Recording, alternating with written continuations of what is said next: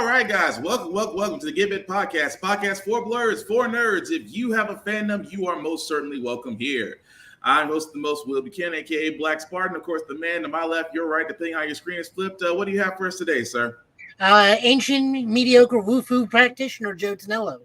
If you don't know what woofu is, I can't help you. Every time. Together, we are the Give It podcast. Much like the WWE old guys, we do have choice language on here, although we don't cuss. At the same time, there may be things that might be shown that might be too intense for younger viewers, so viewer discretion is advised. Aside from that, welcome. So how do we actually start this? Well, let's see if you even read what my tag is this time. Talking with hands makes you Italian, not a fighter. You know what? I know some people that might slightly disagree with that, but I'm going to leave that one alone. Look, it's even worse for me. I'm Japanese and Italian. Not only do I cannot talk with my hands. If I do, I have a chance of summoning giant robots, and the collateral damage is terrible. These lasers. You just got it bad on both sides. But we do actually have some good news to start with. Of course, with just to get this quick and out the way, Destiny did have an announcement this week that, of course, the late Lance Reddick did pass, who was the voice of Commander Zavala.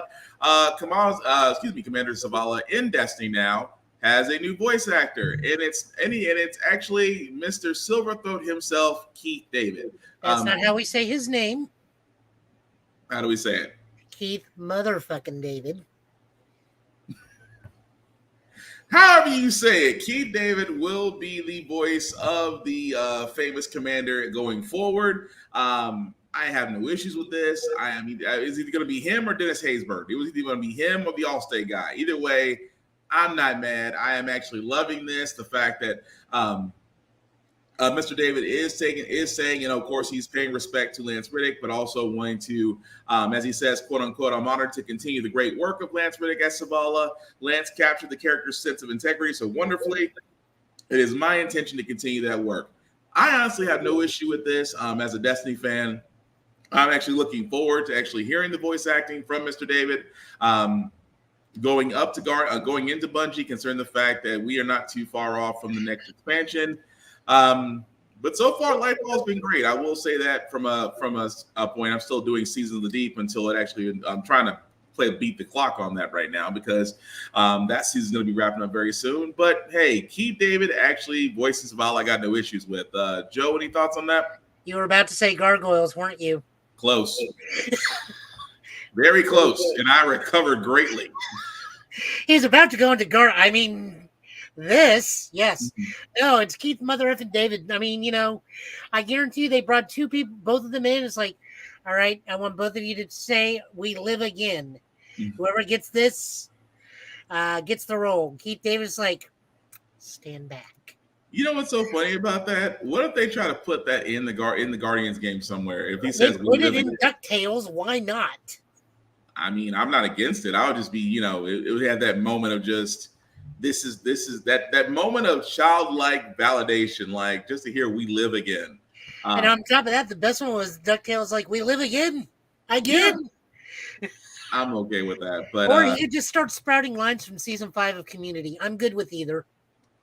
Either way, it's going to be interesting. It's going to be interesting once his voice actually is starting to be heard. But speaking of interesting, we do, like I said before, as the title of our 110th episode suggests, it is a trailer overload, which means we do have trailers, some from the EVO tournament that did happen because there were some reveals from there, and other games like this one. The trailer I'm about to play for this one. I can give Joe credit because I've never heard of this. Yeah. And now I have to go to PS4 and download WrestleQuest because it's interesting. So let's purpose this a little bit, guys, is we're going to be short on movie and TV news because the actor strike is still going on. We're still supporting them. We are still within full solidarity of them. It's not that we cannot show trailers because as we are not being paid by studios or actors, or we can actively promote things, that's not making us a scab as we are not taking any financial support. It's just stuff is starting to dry up, and the next big things that are going to be coming out will not be till November. Oh, the desert is coming. We're about to enter the desert. Okay, see, now I think now that means one of two things. We're either going to run out of stuff, or you're already sneakily promoting Dune. Yes. Which also is a slight news story. We won't put it up, but just putting it out there. Marvels will not be in the IMAX because Dune has a exclusivity to IMAX to run for multiple weeks on end, meaning the Marvels will only have a standard theatrical release as opposed to a full IMAX release. That's kind of a bummer. I would have loved to see that in the IMAX, but do what you can. I still think that might change, but the way the theaters are going, because like we said, the strike between the actors and writers, and now VFX artists are now unionizing to join up. So I'm happy for them as well. I mean, good. But, I mean, Marvel definitely needs to it's the Marvel VFX people, and they definitely need to unionize. Oh, fully agree. But yeah, reason why I say desert is only because we will probably, we still will have video game news. We will actually have comic news, even more wrestling if wrestling does improve. I was kind of planning on talking about All In because All In is going to be happening very soon. And of course, the world of WWE, that's a hit or miss right now. What are you going to say, Joe? So you did not just see the news that Paul Levesque, Triple H, was removed from the board of directors via the merging of WWE with Endeavor. Oh, I did see that this morning, and I was like, yeah, when they did that, because if Vince McMahon is not anything, and not to go on a rant before I show WrestleQuest trailer, if anything, Vince McMahon is literally the ultimate heel of the wrestling business. Because how else do you get kicked out of your own company, weasel your way back in, sell it to another company, get rid of the board of directors that got you removed in the first place, including your own son-in-law, and reinstill yourself back as the head of creative? That's a better wrestling story than actual wrestling. I mean, he is the reason Eva Marie's back on television. So yeah. Okay, so also slight news with WrestleQuest. WrestleQuest was actually supposed to debut this week on Tuesday. But at the 11th hour, there was a game-breaking glitch that would randomly delete save files across all consoles that was just found. So it got pushed back 2 weeks. I'm okay with that because that means my next paycheck's going to WrestleQuest. But go ahead. That just kind of sucks. But guys, that is something that does happen actually quite often. And, it's an indie game. So stuff like that's going to happen. But, I still wholeheartedly go say, put your fanny pack on, get your coffee creamers, go be ready to be Muchacho Man Santos and have some fun fighting 50 wrestlers. You'll understand why he said Muchacho Man Santos momentarily, but here's a trailer for WrestleQuest. Time. The world is ready to crown a new wrestling superstar. Professional Wrestling's Hall of Legends includes some of the greatest names in sports history. Ascending to their ranks is no small feat. But the dream of wrestling stardom is about to set two humble wrestlers on a collision course with destiny as they embark on their quest for wrestling immortality. Muchacho Man Randy Santos, the rookie phenom with a heart of gold. Let's go. Time for speed. Brink Logan, Roger, the grizzled company man who's paid his dues and hungers for more. Two gladiators who won't let anything or anyone I own you stand in their way as they battle these sinister forces taking control of every wrestling match in every ring across the land. But the path to victory is not tread alone. These determined warriors must recruit dedicated companions who will help them rise to stardom. I am the best in what I do. You'll be settled sore after this! Take a seat. The brotherhood is cut loose. Each new party member brings their own unique set of skills and talents, so leadership is the key to victory. Deploying the ultimate tag team matchup is the only way to defeat the challenging opponents that lie ahead. Before either wrestler can take their place among the best, they must prove themselves worthy to the legendary wrestlers who came before them. Earning the respect of these fabled heroes will be the most daunting and rewarding challenge as they quest through wondrous lands, encountering friends, foes, and epic legends. Two quests for glory. Two wrestlers whose pasts will be forever entwined. One title. It's time. For WrestleQuest. You know what? I don't care what no one says. That elephant looks just like Vince McMahon. I don't care what no one says. That was, you can say it was loosely based. You can sit there and say it was an idea. When you see elephant, I'm like, oh, they did Vince, but how Vince would look in video game format. But that's WrestleQuest. As Joe said, it is not available yet, just because they did find a bug and they're trying to resolve that bug before it becomes a big thing. I'm down with it just because I saw the trailer. I'm like, I immediately want to play it when it's available because me and Joe are both fans of wrestling. We truly are. At the same time, to actually see something in this type of format that's not, and again, no disrespect to WWE 2K or AEW Fight Forever, both are great games, but this is different, and different is sometimes good, especially in the RPG format. But I'm looking forward to it once I hopefully get a chance to play it. But Joe, any other thoughts on that? Oh no, I'm immediately getting it. Like hands down. This is something that I'm going to sit there at lunch, download it at 2:00, eat my 2 potatoes while learning how to play this game. That's exactly how that Tuesday is going to happen. Nice. Okay, so we are going to go back and forth because, like I said, a lot of trailers, some news. So we're going to jump because these two things are kind of related because they are in the world of Street Fighter. I can talk about this because number one, I have yet to play Street Fighter 6. Joe has painstakingly rose to the ranks in Street Fighter 6. I'm still in gold 3. I can't get out of gold 3. But at least you're in gold. You're in gold. Some people may have passed bronze. So if anything, that's an achievement in itself. But we got to start with this weird news first because, of course, with the release of Teenage Mutant Ninja Turtles Mutant Mayhem and the success behind that, and like most things in life, everybody takes the Fortnite route and you want skins. Well, there are skins available for Teenage Mutant Ninja Turtles. Those skins are available on Street Fighter. However, to understand the reason why this picture makes sense up here is because each of the skins for the turtles in Street Fighter are $15 a piece. Yes, a skin for each turtle is $15 a piece. So if you want all 4, you're basically paying for the base model of Street Fighter 6. So because of this, some players like myself, because I don't believe in buying skins just because you don't own it, at the same time, because those type of games are sandbox open type games that you don't get to keep your content, they can pull it away from you and you'll be mad because you don't own it. But some players have decided to go into creating their own turtle skins, which is why you see the Donatello skin here, but you also see the how can I put this so nicely? The Leonardo.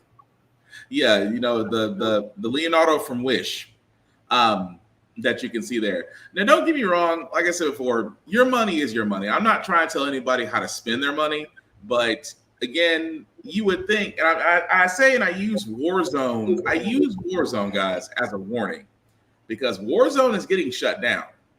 And the thing about it is, for those people that spend, if not a few bucks to $100 or even more than $100 in the Warzone, those things that you purchase, you don't get to keep. They get ripped away from you. And I'm not saying the same thing will happen in Street Fighter 6, but at the same time, if it's not on your console, you really don't own it. So you're kind of running the risk that a skin that you paid for may not be available to you anymore. And I say may, because may or may not, but the fact that the thought of it actually could be taken away from something that you paid for still exists. But I'm good not having a Leonardo, Michelangelo, Donatello skin. I mean, I understand it's fun. It's nice to have them because if anything, we could use we could really use another Teenage Mutant Ninja Turtles Tournament Fighter game from the Super NES world. I'm not against that. But for me, I could do without the skin if need be. But Joe, what about you? Okay, so I can break this down a little further because I actually went in and looked at it. I did not buy it. So, the TMNT content, you get two choices. You can either get a mask, any of the 4 colors for 250 fight coins. That is $5. Or you can go and get these skins. Each is 750 fight coins. That's roughly $15. So if you want to get the entire content package, it is $80 for everything. And even then, it is only for Battle Hub and for possibly World Tour. I don't know if World Tour is included in or not, but it is definitely for Battle Hub. It is strictly for your custom character, meaning you're not reskinning Ken, Ryu, Chun-Li, and we'll go with Luke. Yeah.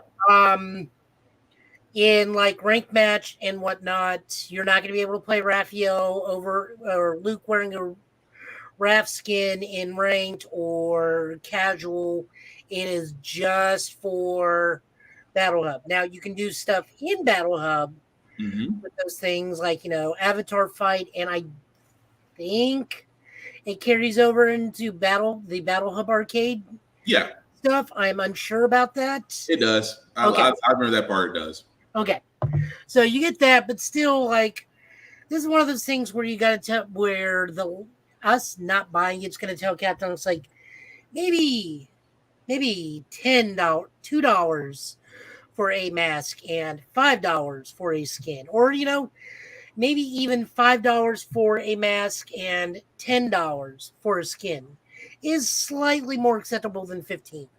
Especially considering it's purely cosmetic. It is not giving you the moves from tournament fighters. It is not giving you additional range. Like if you play as Donnie, you're not going to be using that bow staff to extend your hitbox of the thing, not unless you somehow slap that on a Dhalsim.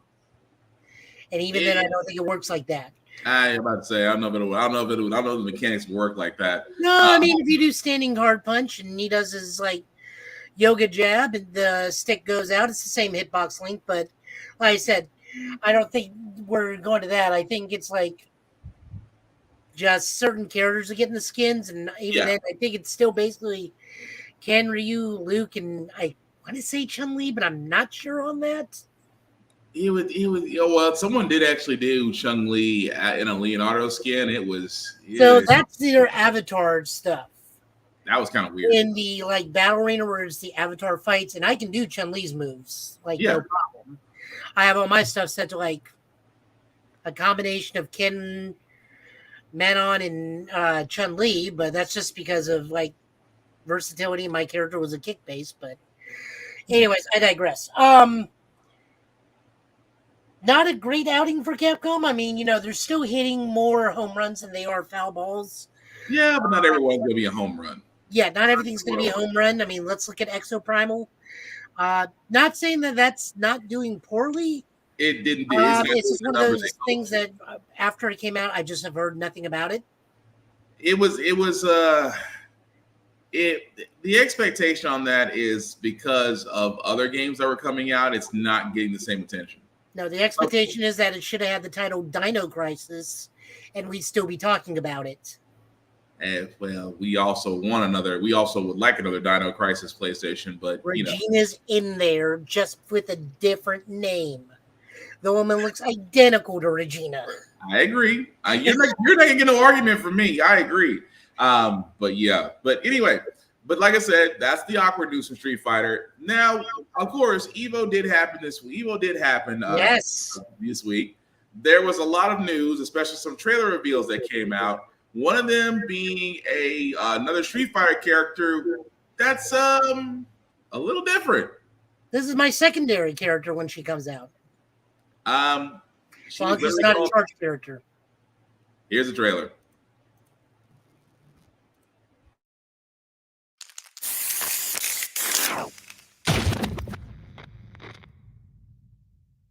Which one of these was the herbal medicine again?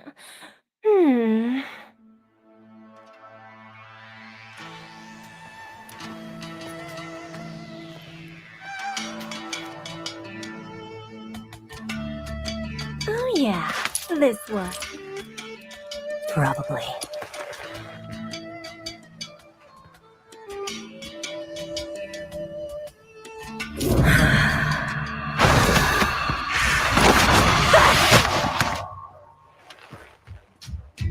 Now, here comes the airplane.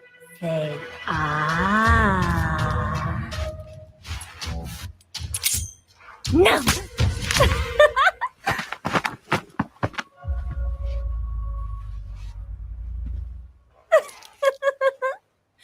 Some poisons can kill people in the thousands with that amount.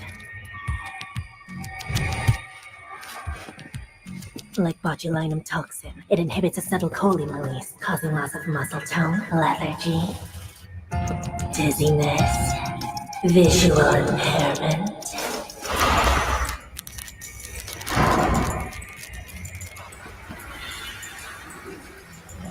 Heavy eyelids, intense thirst, loss of speech, vomiting, diarrhea, stomach distension, breathing difficulty, then respiratory failure.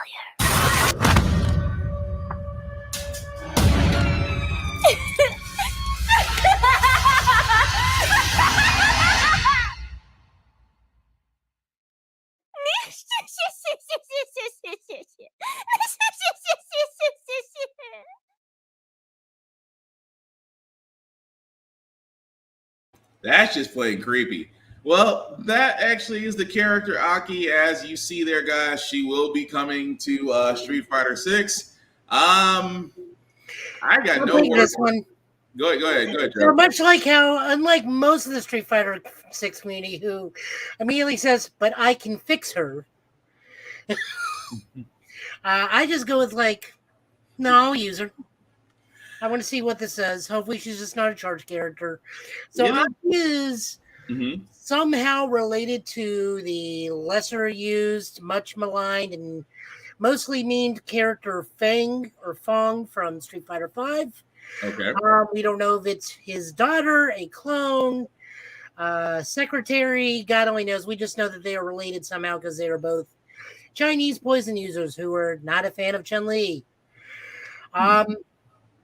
I said I'm looking forward to her. I'm hoping she's like a Rekka or just anything but a charge character is what I'm really just after. I mean, if she is a charge character, then I guess I'll have to learn how to play modern controls. Ooh. So you know. I mean, I'm just, that's the forever. That is the forever Reddit argument. Modern controls versus. There are actually some characters that are actually better if you do play them modern. Like that has been said by multiple high-level players. There are just characters that do operate better off modern. I mean, you know, modern is also a decent entry point. It's what's helping people get in. I mean, Street Fighter developers said, you know, we actually considered not making this a 6-button fighting game this time around. I mean, it should be. Like I said, most fighting games should always have some area of welcoming new players, just because not everybody learned fighting games off the basic controls. I mean, me and you did, and people of our generation did, but you know, I learned with 3-button fighters. Yeah, I mean, we had to learn off 3, and then you know, of course, with 6 and going from there. I'm not against it. I just can't wait to play it. But I saw that Spider-Man PS5 that's still available, and I'm like, oh, I gotta pay for a wedding. I'm not getting the PS5. I'm just getting the game. I know. I keep seeing it still available. I'm like, I'm trying to tell myself, you have a wedding. This is. What you do to solve this problem is put it in the wedding registry. I want to, but that idea was shot down. But anyway, there is other news. It was shot down doesn't mean it can't happen. Sitcoms have taught us you'll win in the end. Joe, you have severe consequences throughout the entire episode. Joe, you're going to have a wedding and a funeral you're going to at the same time. But anyway, there is some other news, though. That means I wear my entire white suit regardless? Pretty much. Okay. But we do have another trailer, guys. It's more of a teaser trailer because there was rumors of this happening, and it looks like they are moving forward with the Last Ronin And pretty much, here's the teaser trailer for it.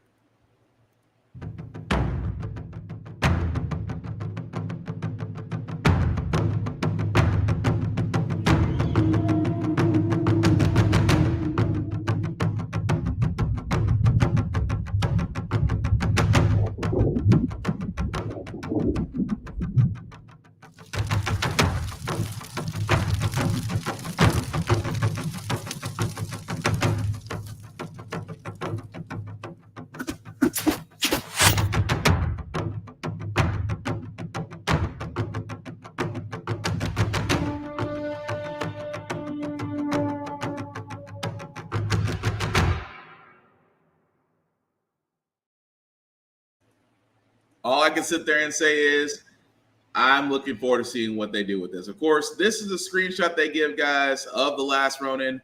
Of course, if you don't know the story, long story short, this was a story in which that one of the four brothers actually survived. It is on a quest for revenge. And I was surprised about who the brother that was still remaining alive, because he actually trained in the weapons of his fallen brothers. Of course, you can see there with the bow staff, the katana, and the sai. And I was like, that's good. It was an incredible comic book story, number one. But to see it actually in video game format, I am going to be very curious to see what they do with it. Of course, as you saw, guys, this is being done by THQ Nordic, as well as a new group called Black Forest Games. Never really heard of them as far as games they've done in the past, but like I said, a lot of these games, a lot of these companies that are coming out of the blue are doing exceptional things with video games. Of course, we saw that with Horizon Zero Dawn and Horizon Forbidden West. We saw that with Crystal Dynamics. I mean, there's a lot of indie games out, a lot of indie companies out there that are doing great things. Now, of course, we don't have any much more information on this, but if I had to take a wild guess, we may see something closer to the Video Game Awards. If I had to take a wild guess, but again, I'm all for it. What about you, Joe? Yeah, I really didn't care about like the God of War game that came out last time, and I'm sorry. Go ahead. I'm sorry. I'm just messing with you. Oh, I know. Like, it was fine. It was just there were just so many problems to me when I tried it. Mm-hmm. It's like, can Kratos not hop this like 5-inch like separation between planks? Why do I have to like go half the map to when I can just simply step across? It's that one meme where it shows that nice gentleman just doing this. Yeah, it's one of those. So okay. I really don't have too much hope for this. If that's in the vein of God of War, it's like, hooray, I have to go half a map to when I could have just like simply hopped 5-inch space. Plus, THQ Nordic has not had the best track record as of late, so I'm a little bit worried there. I mean, hopefully they're just publisher. I think they're using their engine. I want to say the engine for THQ is being used. I could be wrong on this, but I think that engine is being used. Best of luck to them. Plus, I was not a big fan of this storyline. Anyways, even though I know Eastman said this like was supposed to be the definitive end to the Turtles story, I am too entrenched in the IDW continuity now, and it's like, nah, this doesn't sit with me at all. I mean, pseudo prequel story where the brothers training 4 other turtles. Yeah. No, I'm not against it, though. It really shouldn't have been the end. I would have preferred it as a one-off story or like a what-if kind of thing. I loved it, buddy. I'm curious to see what they're going to do with it. But I got a bone to pick with some people, because when Joe pointed this next game out to me, I was about to get mad and immediately go to PlayStation Network to see if it's available, because Cyberpunk 2077, again, a game that everybody should know, a game that when it first came out, it had a lot of issues. It was rushed. It had bugs, but many patches and updates later, it's actually a very fun game to play. That being said, the DLC Phantom Liberty, which some people at Gamescom got to play, and then there were some people of the high influential variety got an early copy of it. All I can say is I hate you all. So what is going on with this? I've looked at some of the YouTube videos. Gamescom hasn't happened yet. Mm-hmm. What is going on is they are doing what's called a world tour, where they are going around and letting certain parties play the February to March version of it, so that they can continue to refine it. I believe it's already gold, so it's done and over with. It comes out in a couple weeks. Yep. But this is coming out from their build of the March build of the game, so they can get early impressions, answer questions for games journalism and gaming influencers, and then getting feedback and trying to tighten up as much as they can before the game actually launches next month. I believe it's the end of next month. Yep, September 26th. This is like them going out and doing last minute tuning. But still, it's still a level of hatred. Oh yeah, I mean, I've already dumped 120 hours into that thing. It is, but that's the reason. That's the reason why it's like I'm looking forward to it, just because number one, it's supposed to give a different ending to the endings that you could have already selected. Yes. So that's why I said before. For me, I just want to play it. It almost makes me want to go back into Cyberpunk and do another run again. But I'm kind of currently going through Arkham Knight and getting the Riddler trophies because it's the one guy I didn't capture. But that's neither here nor there. I kind of want to go and do a Corpo run, but at the same time, I just want to keep running around as my female street kid V. Like a good time until the Phantom Liberty stuff drops. You know, the funny part is I was asking some people, it's like, what was more fun, being a nomad, a street kid, or Corpo? So supposedly, Corpo is the most fulfilling because you are the antithesis of what everybody. You are the thing everybody hates and has to be dragged out of into the real world. Yeah, I was a street kid in that one. It's just like, nah, I'm just going to be a female V. Just be a street kid. You get a lot more dialogue as a street kid with a lot of the early activity than you do some of the later activity. That's fair. I also spec mine super weird. Mine was like body intelligence and engineering, which is a very bizarre combination because I don't excel at anything. But I have a lot of health. I can hack really easily. I can open every door, but I can't like bluff my way out of crap. My reflexes are crap because I have nothing in cool, nothing in reflexes. But like I got a 1300 DPS shotgun. I don't have the slow down time. But you have that shotgun. But you have a one hit. But you basically have a one hitter. So I mean, but I am good enough in this game to where I just sit there. It's like short circuit, short circuit, short circuit. Yeah. System reset. Okay, shotgun, shotgun, shotgun. That's true. Also, other quick news, guys, because again, this is a new month for PlayStation. Just let you guys know that there are free games that you can get a hold of. Actually, what's showing right here, the game catalog for this one: Lost Judgment, Destroy All Humans 2, Curse Golf, Destiny 2, The Witch Queen, Moving Out 2, and Sea of Stars. Lost Judgment was definitely fun. I love Lost Judgment. That was definitely fun to play. So, from what I understand, the big two in this is Curse Golf, which was very fun, and Sea of Stars is very much going to be like Stray was, where this is a same day and date release. I think this comes 2 days later or a week later because this drops at the end of August. Yeah, this is the RPG that sci-fi fantasy RPG that was inspired by Super Mario RPG in terms of game mechanics. Okay. But we are getting it kind of like Hell Stray, where it's a brand new game and free right out the gate, so long as you're an extra member. So, you know, not quite Game Pass, but Game Pass. Yeah. Although the Witch Queen was good too, it did actually lead to where Lightfall is now. So again, if you never played the Witch Queen campaign is definitely free for PlayStation Plus owners at the moment. So definitely go ahead and enjoy that. Now, beyond that, like I said, we did have other news as well. You know what?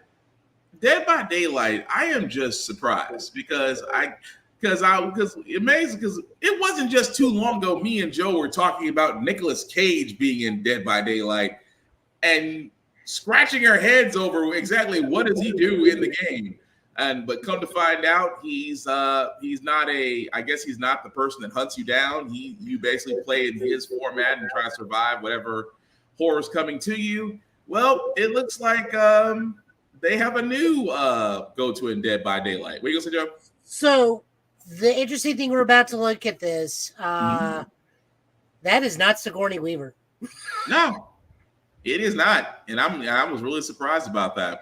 Someone did not want to pony up the money for Sigourney Weaver's likeness. No, which is the exact reason why those actors and writers are striking because of AI. Because, well, you'll see what we're talking about. But here's Dead by Daylight with the Alien edition.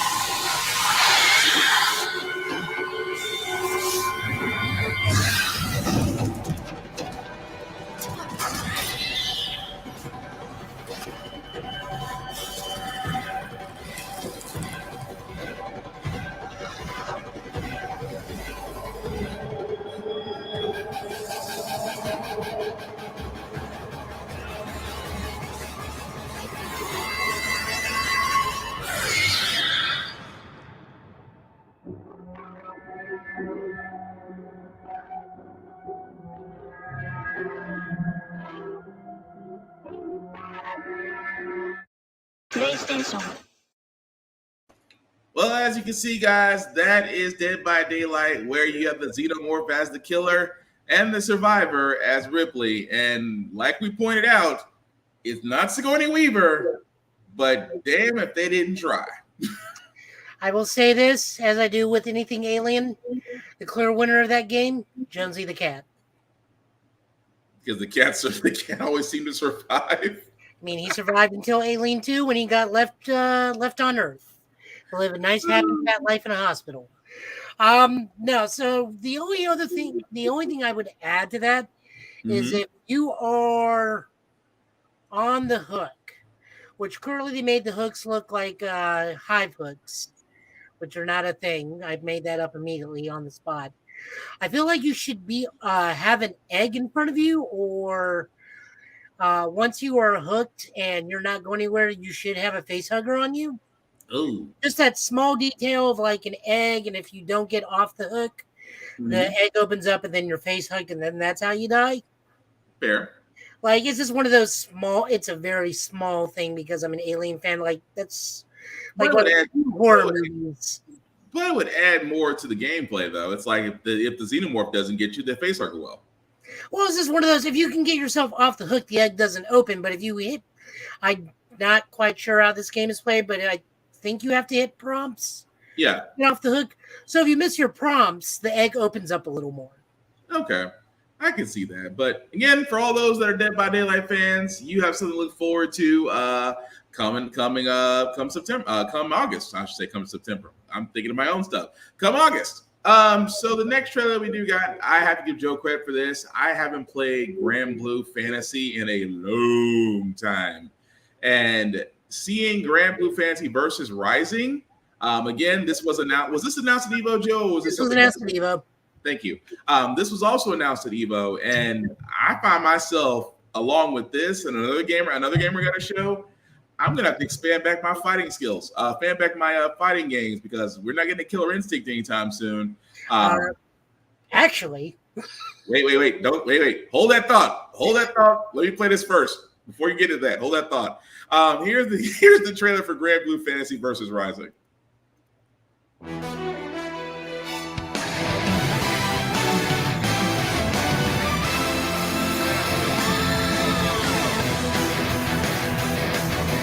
Boundless blue skies stained red by tragedy. Far across the horizon, destruction splits its wings, burning out on the light. Rising without any spiraling to chaos, into a journey that we fall. Is this our destiny? But one day, when we set forth there, upon the summit of the blue beyond, we'll turn to the skies and shout. Our voices ringing loud, until our heroes forged their fire. And even in the moments of doubt, when we like beat and boosting soul, we carry on. Get to the blue skies that will reach the day through in our hearts. Knowing for will help everyone us the path this won't let us distance. Soaring, we marching forward, fearless. No, we will never reach. Do you have the courage to fight?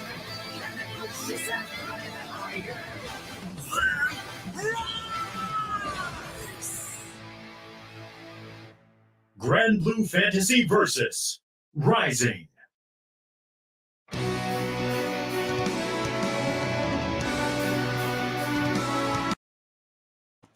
And as you can see there, guys, Grand Blue Fantasy versus Rising. You can pre-order now, as that's coming out November 30th for 20th of this year for PS5, PS4, and for Steam. So yay, I can at least look forward to that coming out, because like I said before, it has been a very long time since I played any Grand Blue Fantasy game, and that looks like that's just going to be a crap load of fun. But before Joe gets my hopes up, because I mentioned we may not get another Killer Instinct, but I think, Joe, you had some news about that? Yes, they are doing a 10th anniversary patch to the game. See, that's just a tease. That's a tease. No, that's showing that there's enough interest to where that a game that has been pretty much not touched for the last 10 years is getting a new balance patch. I mean, Microsoft is starting to notice, oh, wait, they want this. I mean, it's just up there with Gear 6. I mean, I don't mean to go on this rant with Microsoft. I really don't. But good Lord, Killer Instinct when it came out was great. I'm glad you revamped it. I am glad you gave us an updated fighting system. I am not complaining about that. But we were expecting another one.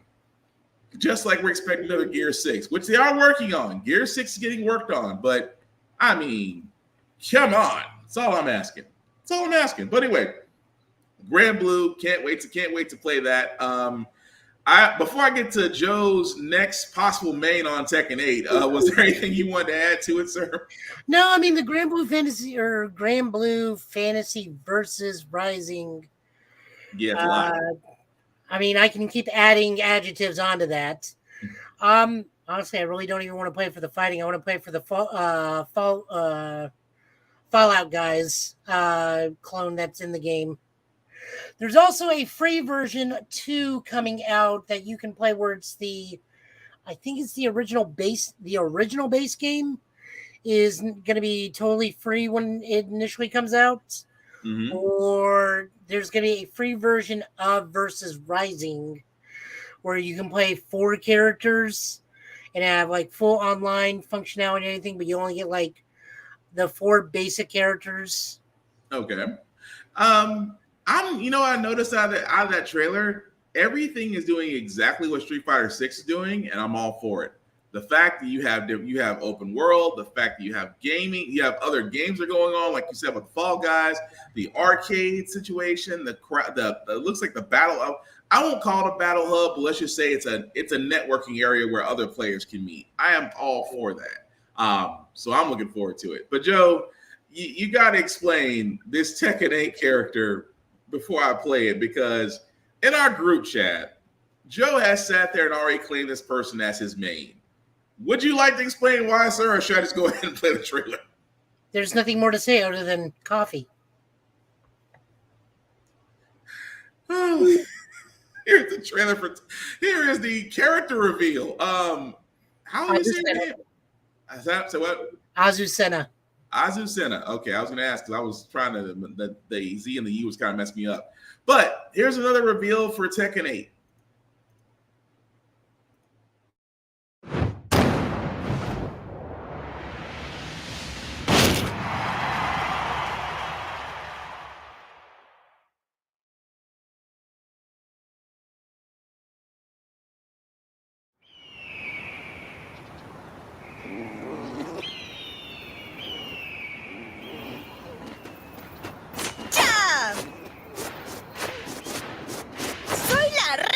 Café. Get ready for the next battle. Tekken 8. New Challenger. ¿Es hora de entrar? Aquí viene el espectáculo de Azucena.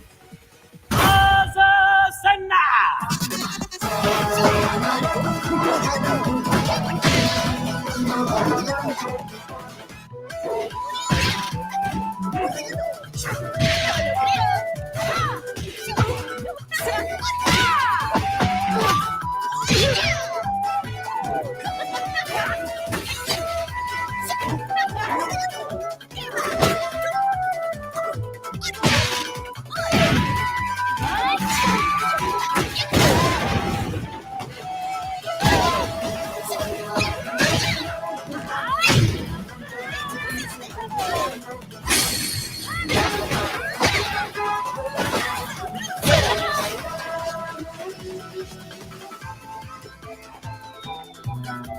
El café es la bebida número 1 en el mundo.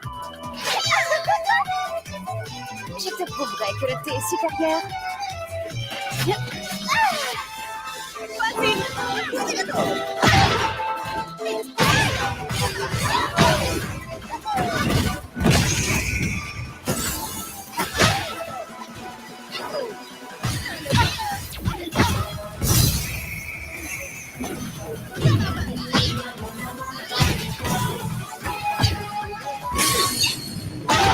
¡Vamos a divertirnos!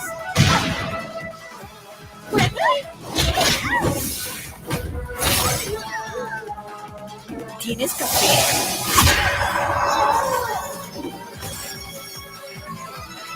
¿Necesitas más café?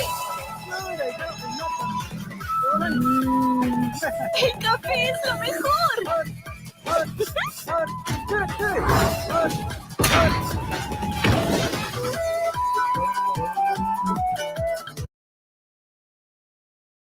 You know, Joe, I can see why you like this character. All I got to do is drink 100th cup of coffee, and I'll be untouchable. Well, I can already tell she's definitely gonna be a counterattacker. Yeah, she's a stance character, and her stance just lets you dodge everything. I mean, but I see why you have an affinity for this one, because she is definitely a fan of coffee. The fact that she's coffee, or is it just the fact that she's basically Laura in Tekken? Yes. Yes. Yes. But that's not the only character that did get revealed at Evo. This one, which is dang near so close to Shinobi, all you're missing is just the ninjutsu out of it all. No, we call him what he is. It's Wesley Snipes in the Naruto world. If Wesley Snipes was in Naruto, I mean, we all know he's from the Rain Village. That's fair. I'm not going to argue that. But here's the other character that was revealed on Tekken 8.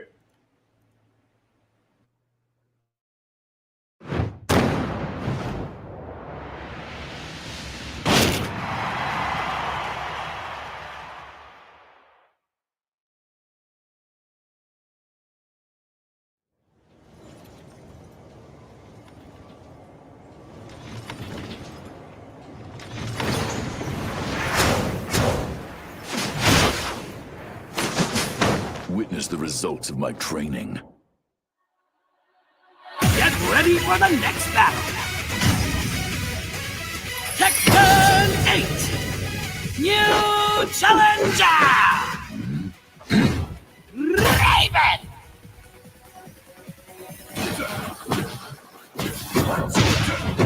I saw that.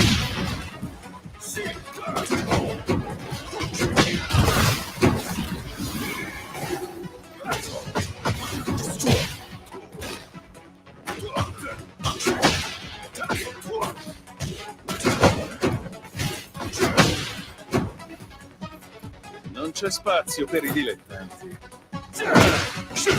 It's not over yet.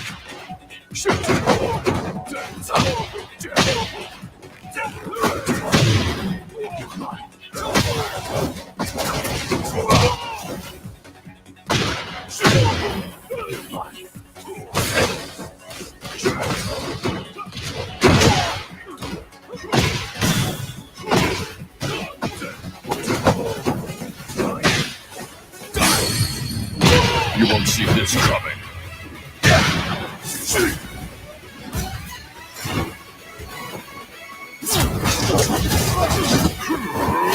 Go to hell. Nothing personal. My ninjutsu has evolved to a new level.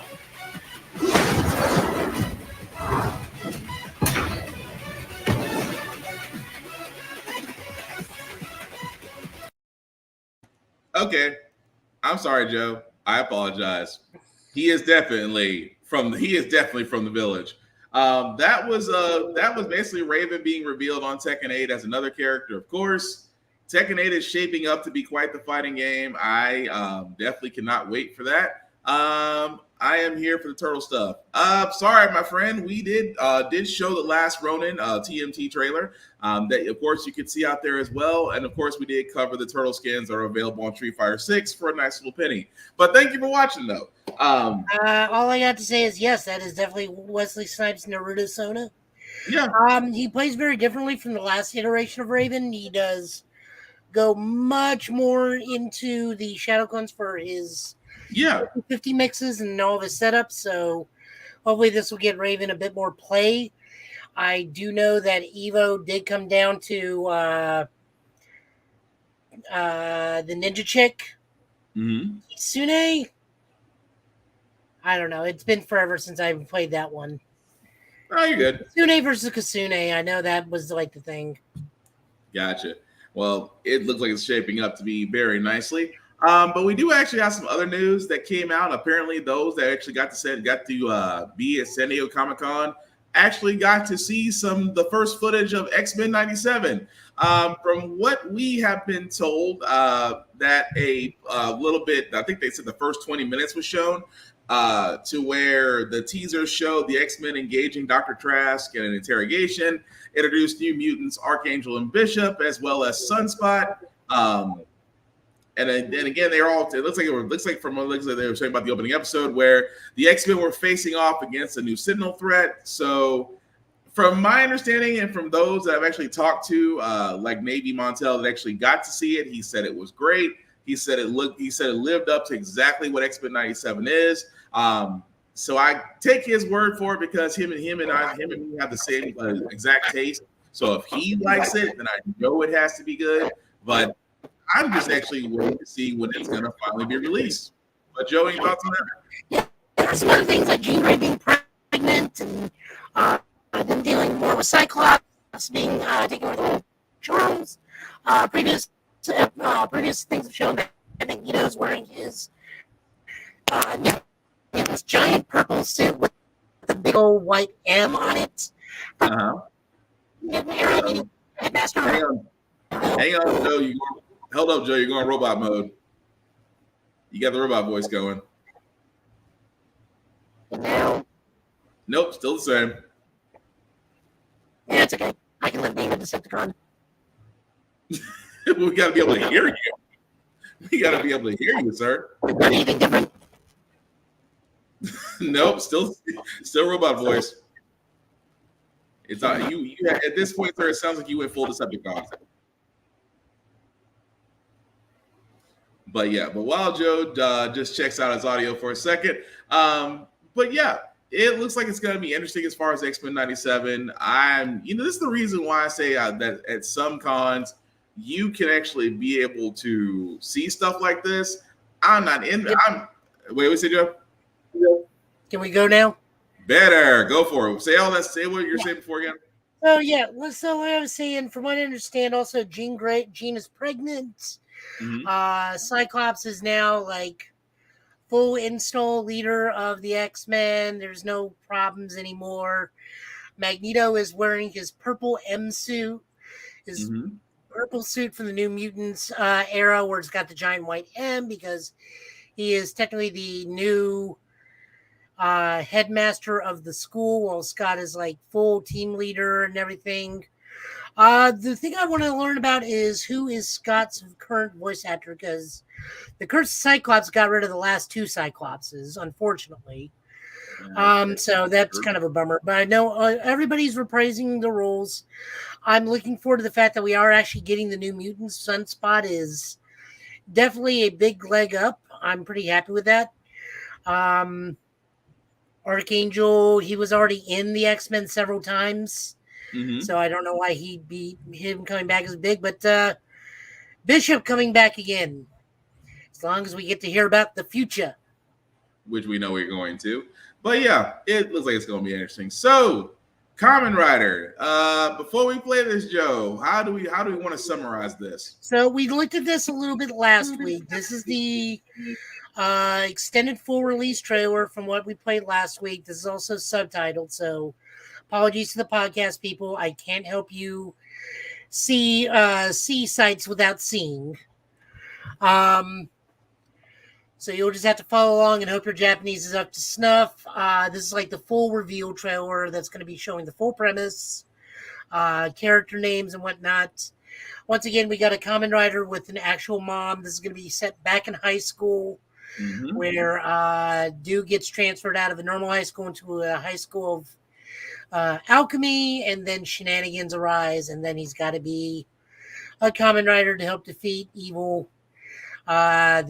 Which we're just calling the Sisters of Darkness at the moment. We don't have an actual enemy name for this group, but and we swear to God, not every single character named in this trailer will be a writer by the end of the series. But more likely, every single person named in this trailer, with the exception of the mother, will be a writer by the end of the series. And here's the trailer. 錬金術。それは金属や鉱石、さらには人間の肉体や魂をも精錬し、完全なる存在を錬成しようとする秘術のことである。そんな錬金術によって作られたのが奇跡の人工生命体ケミー、そしてケミーを封印した101枚のライドケミーカード。しかし今、その封印が何者かによって解かれようとしていた。新番組「仮面ライダーガッチャード」。私立浦須高校2年生一ノ瀬幸太郎はごく普通の高校生だった。今日まではなんじゃこりゃー！生物を学ぶ学校だよ。私も通ってる。ある日突然、幸太郎は錬金術師を志す若者たちが集う錬金アカデミーに入学する。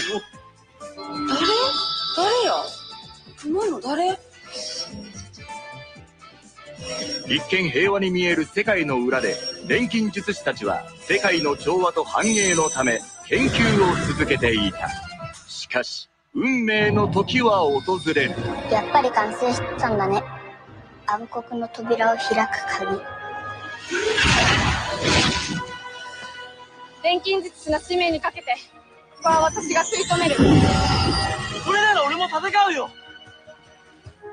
ケミーもクロウも絶対見つけない。そして託されたのは世界を崩壊から守る力。少年、今よりお前のあだ名は仮面ライダーだ。行くぜ、ホッパーチームライダー。ホッパーワン。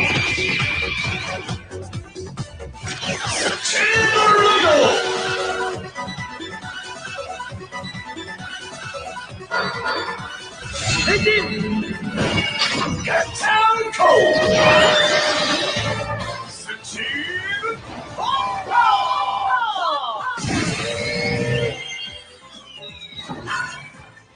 ゴールドダッシュカプチャーディックバスター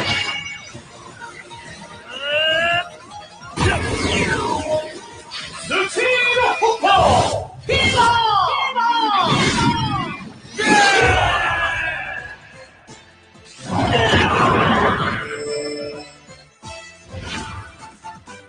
全てのケミーと仲間になるそれが俺の夢だケミーと仲間だぞ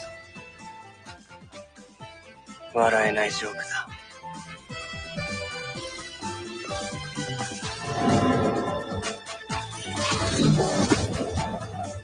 今未完成の少年が大いなる道を歩み始める新番組「仮面ライダーガッチャード」9月3日日曜午前9時全国テレビ朝日系にてスタートガッチャ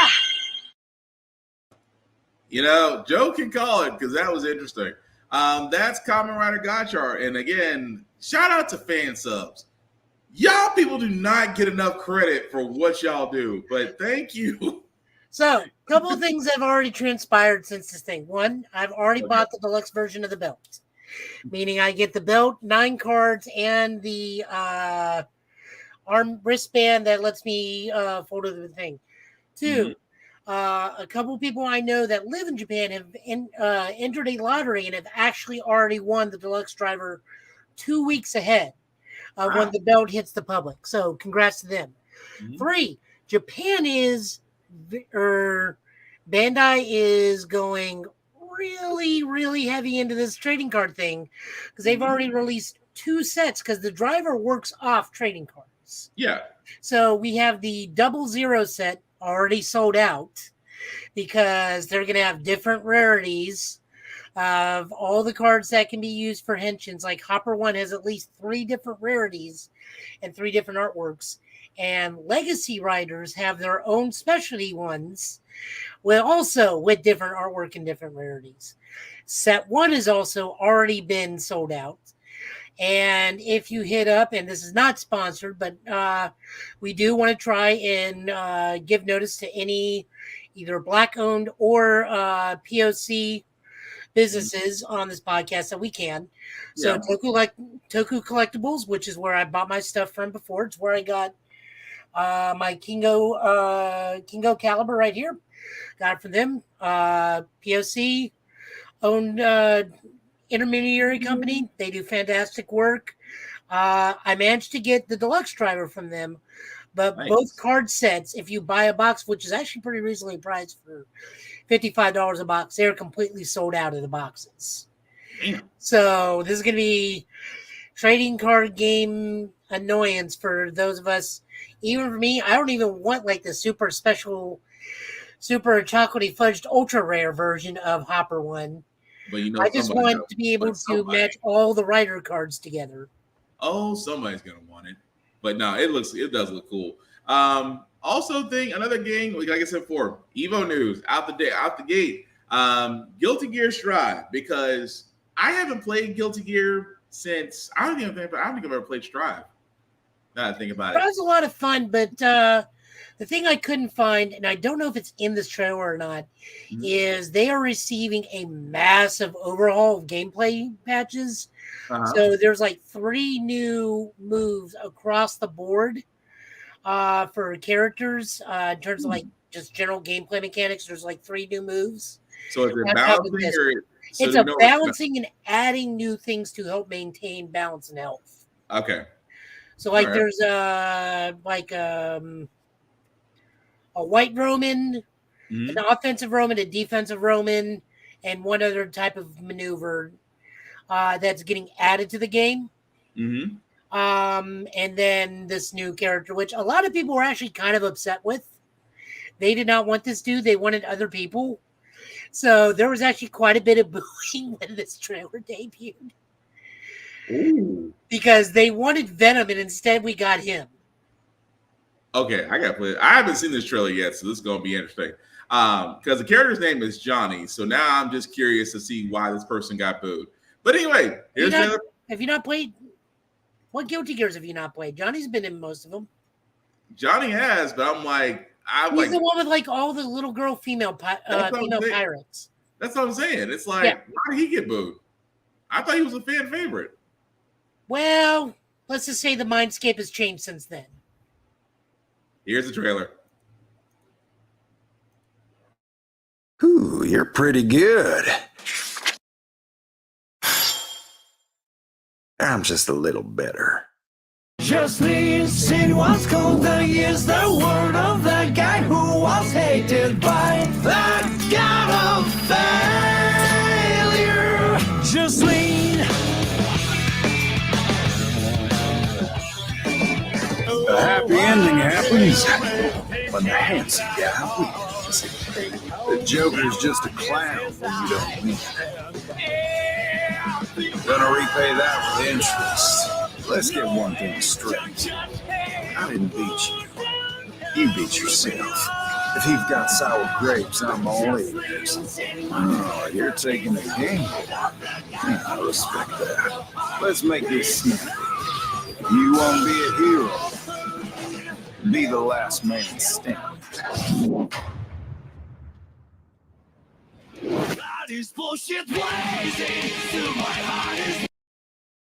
I mean, okay.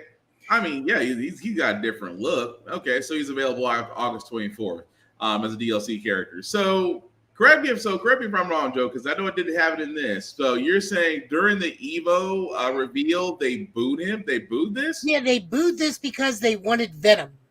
Ah. And the poker card made you think it was Venom because of the gambling. So everybody thought, next thing up, we're going to see a pool cue and then Venom and whatnot. And instead we got Johnny. And I also think just the idea of Johnny himself, of a dude running a pirate ship of nothing but young girls, just is like, probably not the best thing for this day and age anymore. People no longer appreciate the lolicon. That is true. I mean, it did have. I'd say that's Johnny's whole personality and whatnot. I don't know. And when I played it, I played the girl that had the detective girl with the ghost dog. It was pretty much just like, what if Blue Mary hopped into Guilty Gear? That's who I use. Right. So, like, it wasn't for the fact that it was Johnny. It was more of a fact of it wasn't Venom. So it's just everybody was expecting one thing and got the other. Yeah.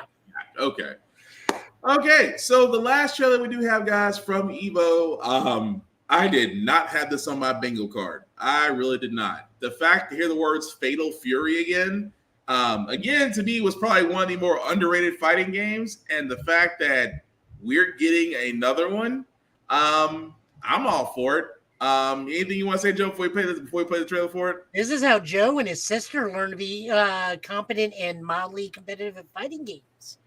Because we played the crap out of Fatal Fury Wild Ambition to the point where Jane actually can use grappler characters very easily, and I can use pretty much anybody.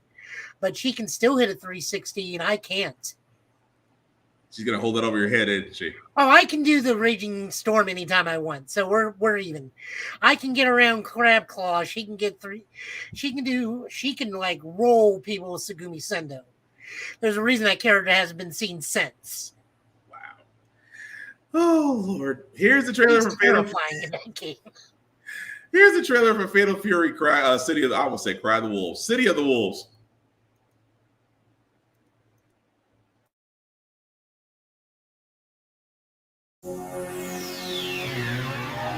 レイジングストーン知らぬい究極奥義知らぬい流忍法ファイナルサンダービンゴファイヤー覇王昇降拳ビーフォーヒブリゼーレパワーケイサー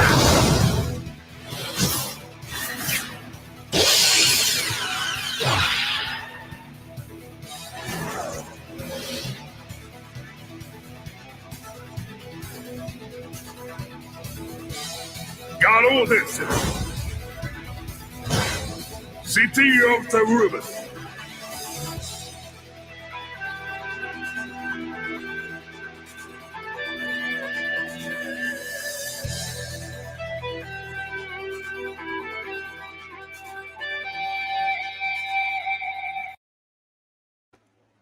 You know what? Just the fact that I recognize at least 6 of those characters that was the voice sounding for it, I'm all for it. I am definitely all freaking for it. Of course, news will come out about that as it's in development. Like I said before, I'm really thinking Video Game Awards. We're going to see a lot of this because number one, it's in the wintertime.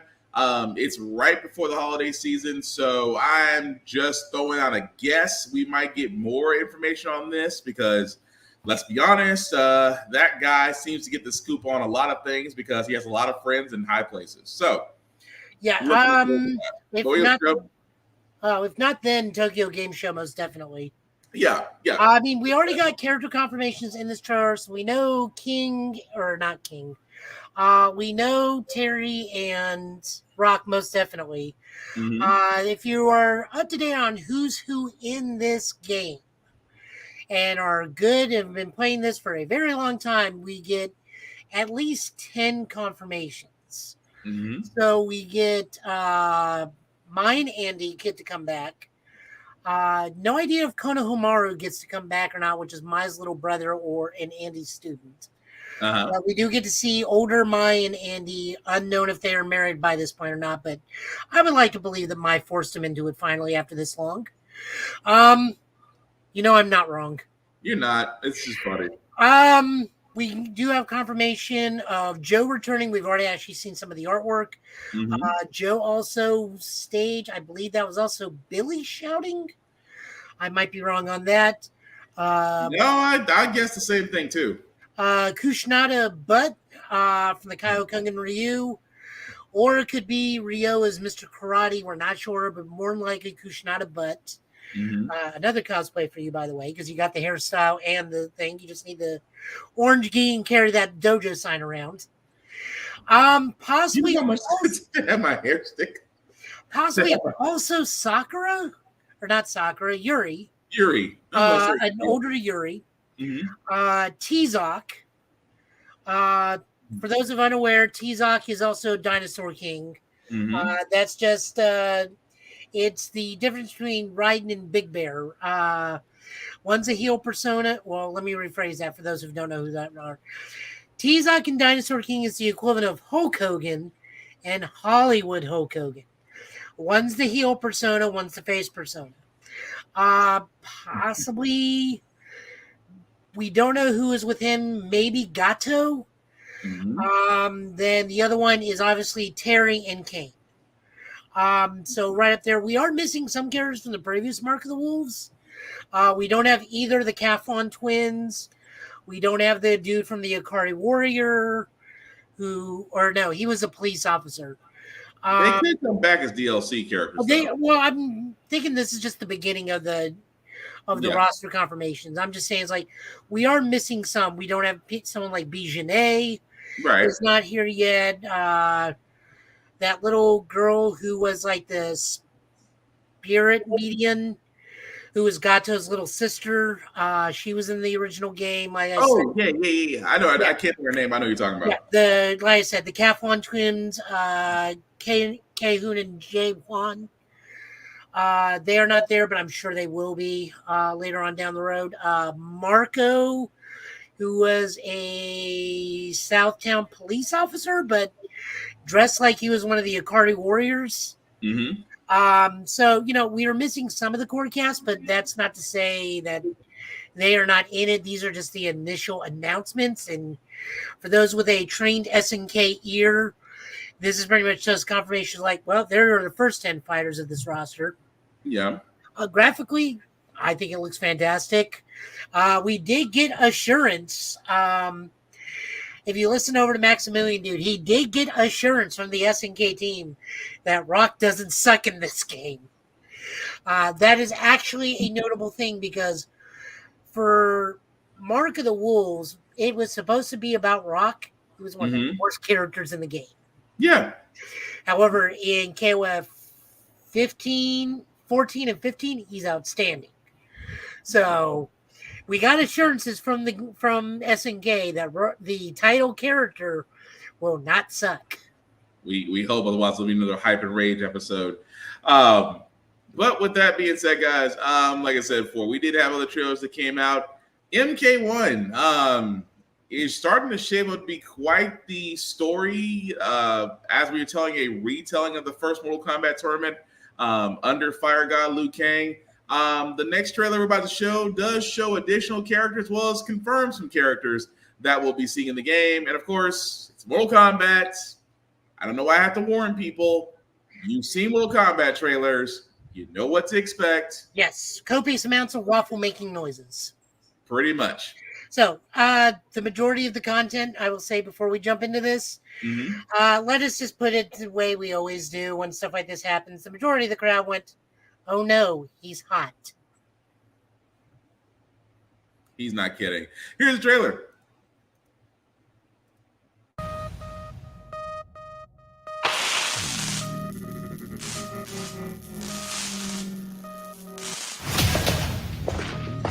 Earthrealmers aren't ready to see the real me.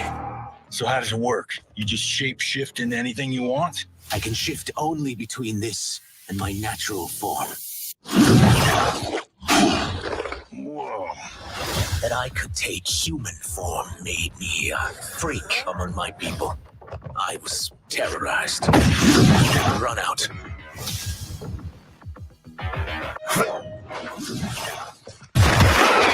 You misread my intentions, Princess.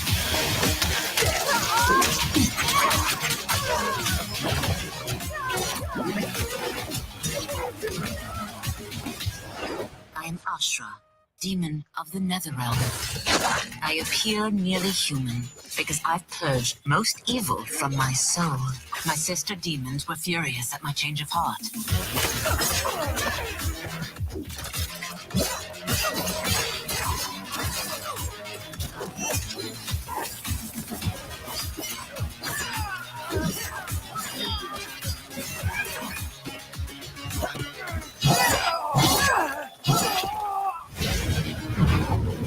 Astra and Syzos, come. The monks must prepare you for war. You will accept chaos by choice or by force. Killing one realm to free another is a heinous proposition. One I won't let you fulfill.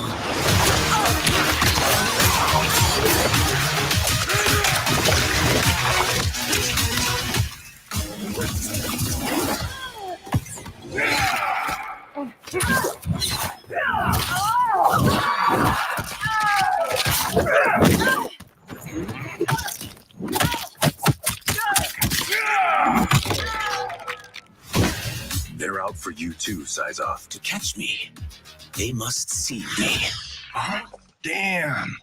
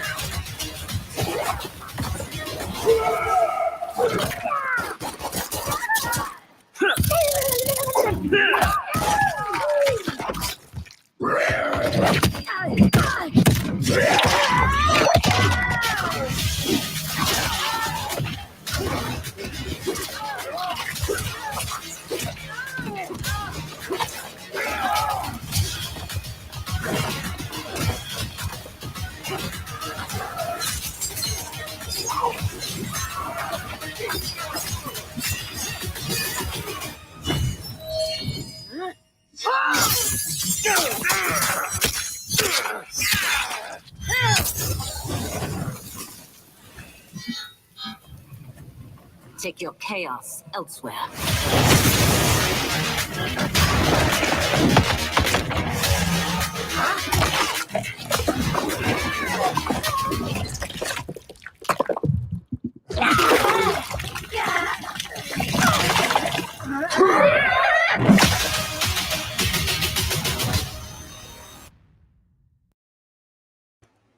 I can see why. And again, I hate to say this aside from this, but I'm pretty sure I'm right. There's already a reptile daddy trend going on, isn't there? Yep. I figured as much. Oh no, he's hot.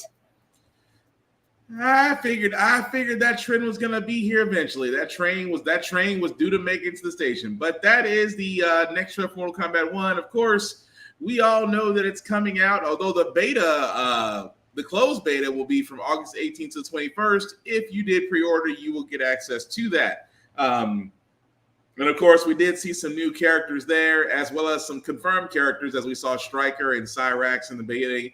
That demon, the demon I kept seeing with the other characters, I was trying to picture where that one came from. That is Serena's demon form from Mortal Kombat Mythologies. Okay. She's one of the three sisters. Like, one of the ones, like, Sub-Zero, Bihan tried to, like, you know, you can get out of here with me. Mm-hmm. And so was Ashura. She was one of the other ones. Gotcha. Thank you for that. Also, Havoc came from the 3D era. Yeah. I'm still digging it, though. I still like it. Again, Mortal Kombat 1 is shaping up to be a nice game, especially with the co-op play also a part of it. So, again, looking forward to it. Joey, anything you want to add way more to that? No, I mean, I'm still trying to figure out who I want to even play. It'll probably just be Lee May if I actually get the game. More than likely, I'll just do what I do every Mortal Kombat and swap match a million, dude. Play it. Enjoy the comedy. Okay. Well, Joe, I'm going to lean on you for these next couple of ones because I've never heard of this, and maybe you can, before we play the trailer for this one as well, Under Night in Birth. So, all I know is it's like a super hyper popular anime fighter where it brings out the most anime that ever animated to anime. That's a lot of anime. Well, let's see it. Let's give it a shot. Here's the trailer for Under Night in Birth. 今日これから最後となる夜が始まる。それでも行かねばならないクオンとの決着のために。じゃあ行くとしようか。長く続いたこの夜の物語を終わらせよう。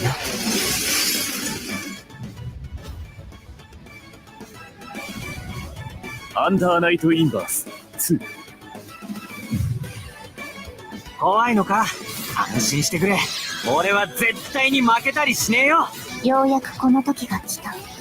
正真正銘最後の夜がな。我が暴走のサビとなれ。今宵だけは私の答えのためにこの剣を振るいます。私はオートノミックナーブ、バティスタ、人ではないもの。俺は俺のなすべきことをなす。それだけだ。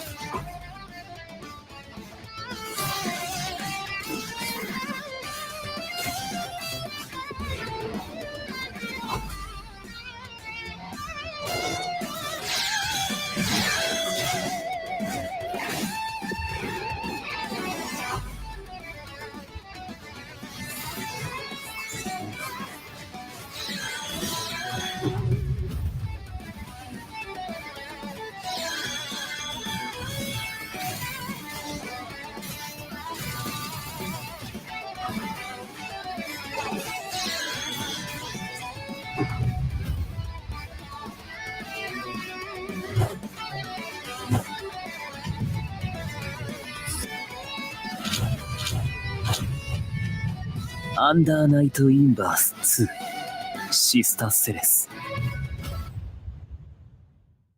待ちわびたよ、この時を。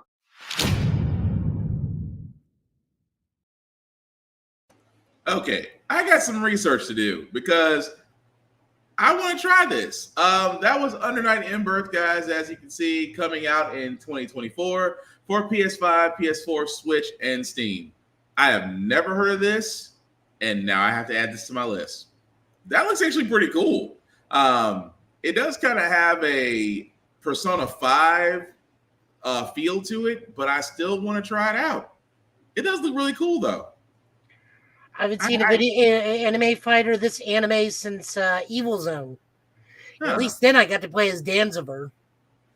I have never heard of this, and I now have to go do research on this. That actually looks pretty cool. But I'll definitely have to look into that because I need to get more games for my Switch because we won't get another Metroid Prime game anytime soon. Nintendo. You got Super Mario RPG coming. Yeah. And Mario on Acid.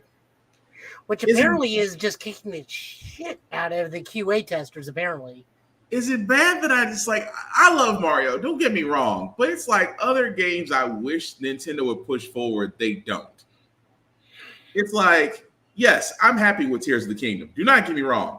Happy with Breath of the Wild, happy with Tears of the Kingdom. If I didn't see a Zelda game for another 4 or 5 years, I'm cool. You gave me 2 beautiful Zelda games, and plus I still have the Nintendo channel for the rest of them. I'm not complaining about that. But come on, you can give us another Metroid game. You can give us I'll even take another Super Ghouls and Ghosts. I'll take that. But it's just for some odd reason, Nintendo, and I'm not knocking Mario. Every Mario game has been great. But we don't need another Mario game. Just like Mario Kart 8 is going to be the pinnacle of what you can do. I don't see a Mario Kart 9 or 10 or ever coming out, because after 8, that's pretty much it. Just like you won't see another Super Smash Brothers. Look what they did with Ultimate. On top of that, Yuji Sakurai just had an interview like a week or so ago going, I'm not doing it anymore. Quit asking. Yeah, it's like you can't. I mean, don't get me wrong. Super Smash Bros. Ultimate, it is wonderful. It is great. You're not. It's you know what it is. It's like if Hideo Kojima came back and said, "How do I top the Phantom Pain?" I know how he tops the Phantom Pain. That's very easy. How so? By finishing the Phantom Pain.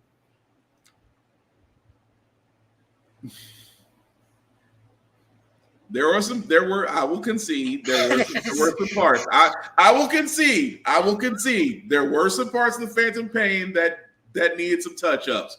I will concede to that. But still, like the majority of Act 5, which wasn't really an act, and you could tell this is where they let Hideo Kojima go and just said, finish it here.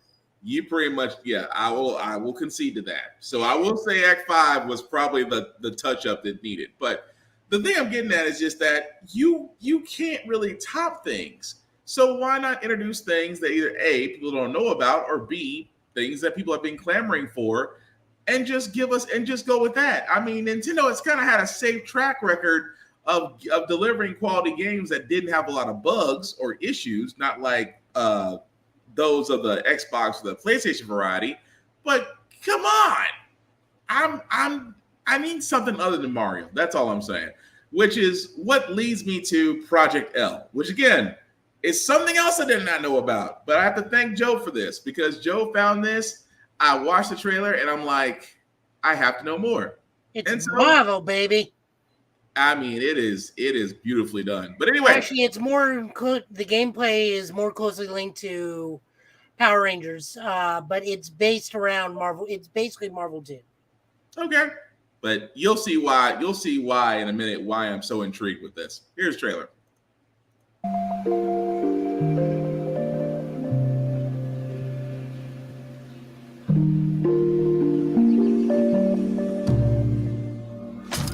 Go with the wind.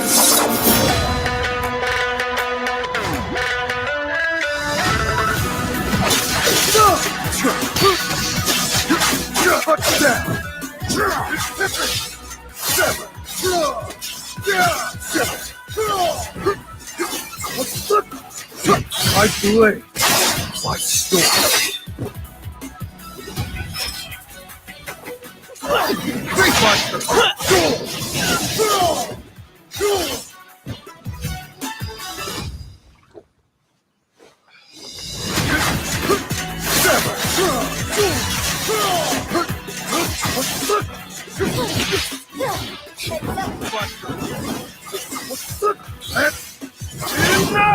Take the wind. You feel its fight.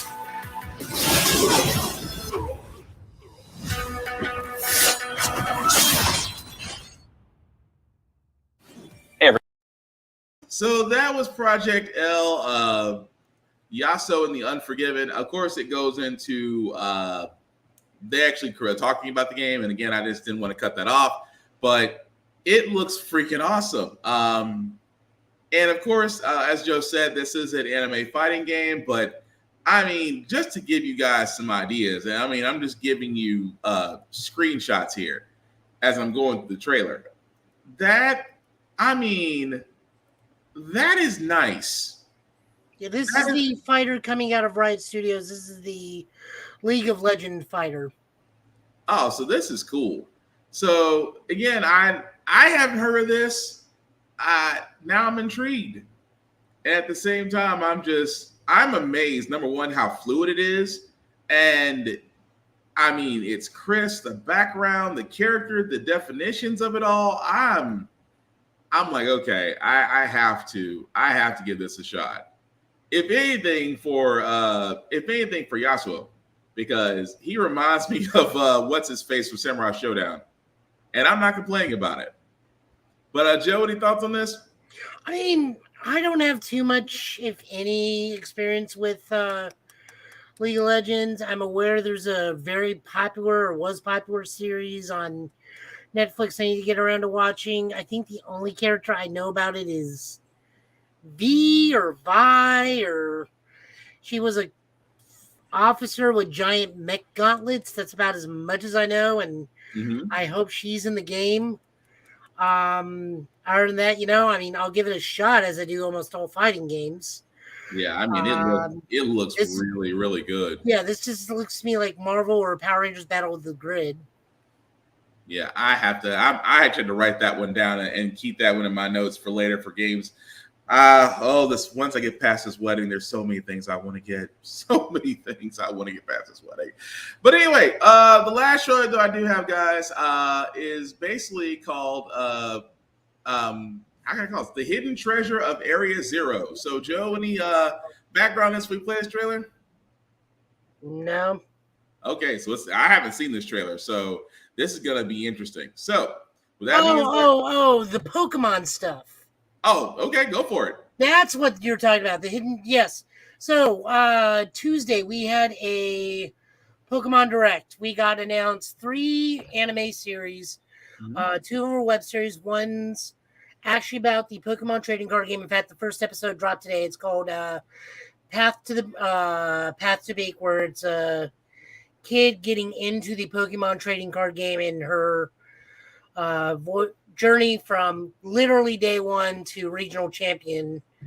That's going on. There's another one called there's another Pokemon anime coming out where it's going to be focusing directly on Paldea, which is the Scarlet and Violet area. That's going to be over on the internet as well. Pokemon Horizons, which is the anime without Ash, is getting US release soon.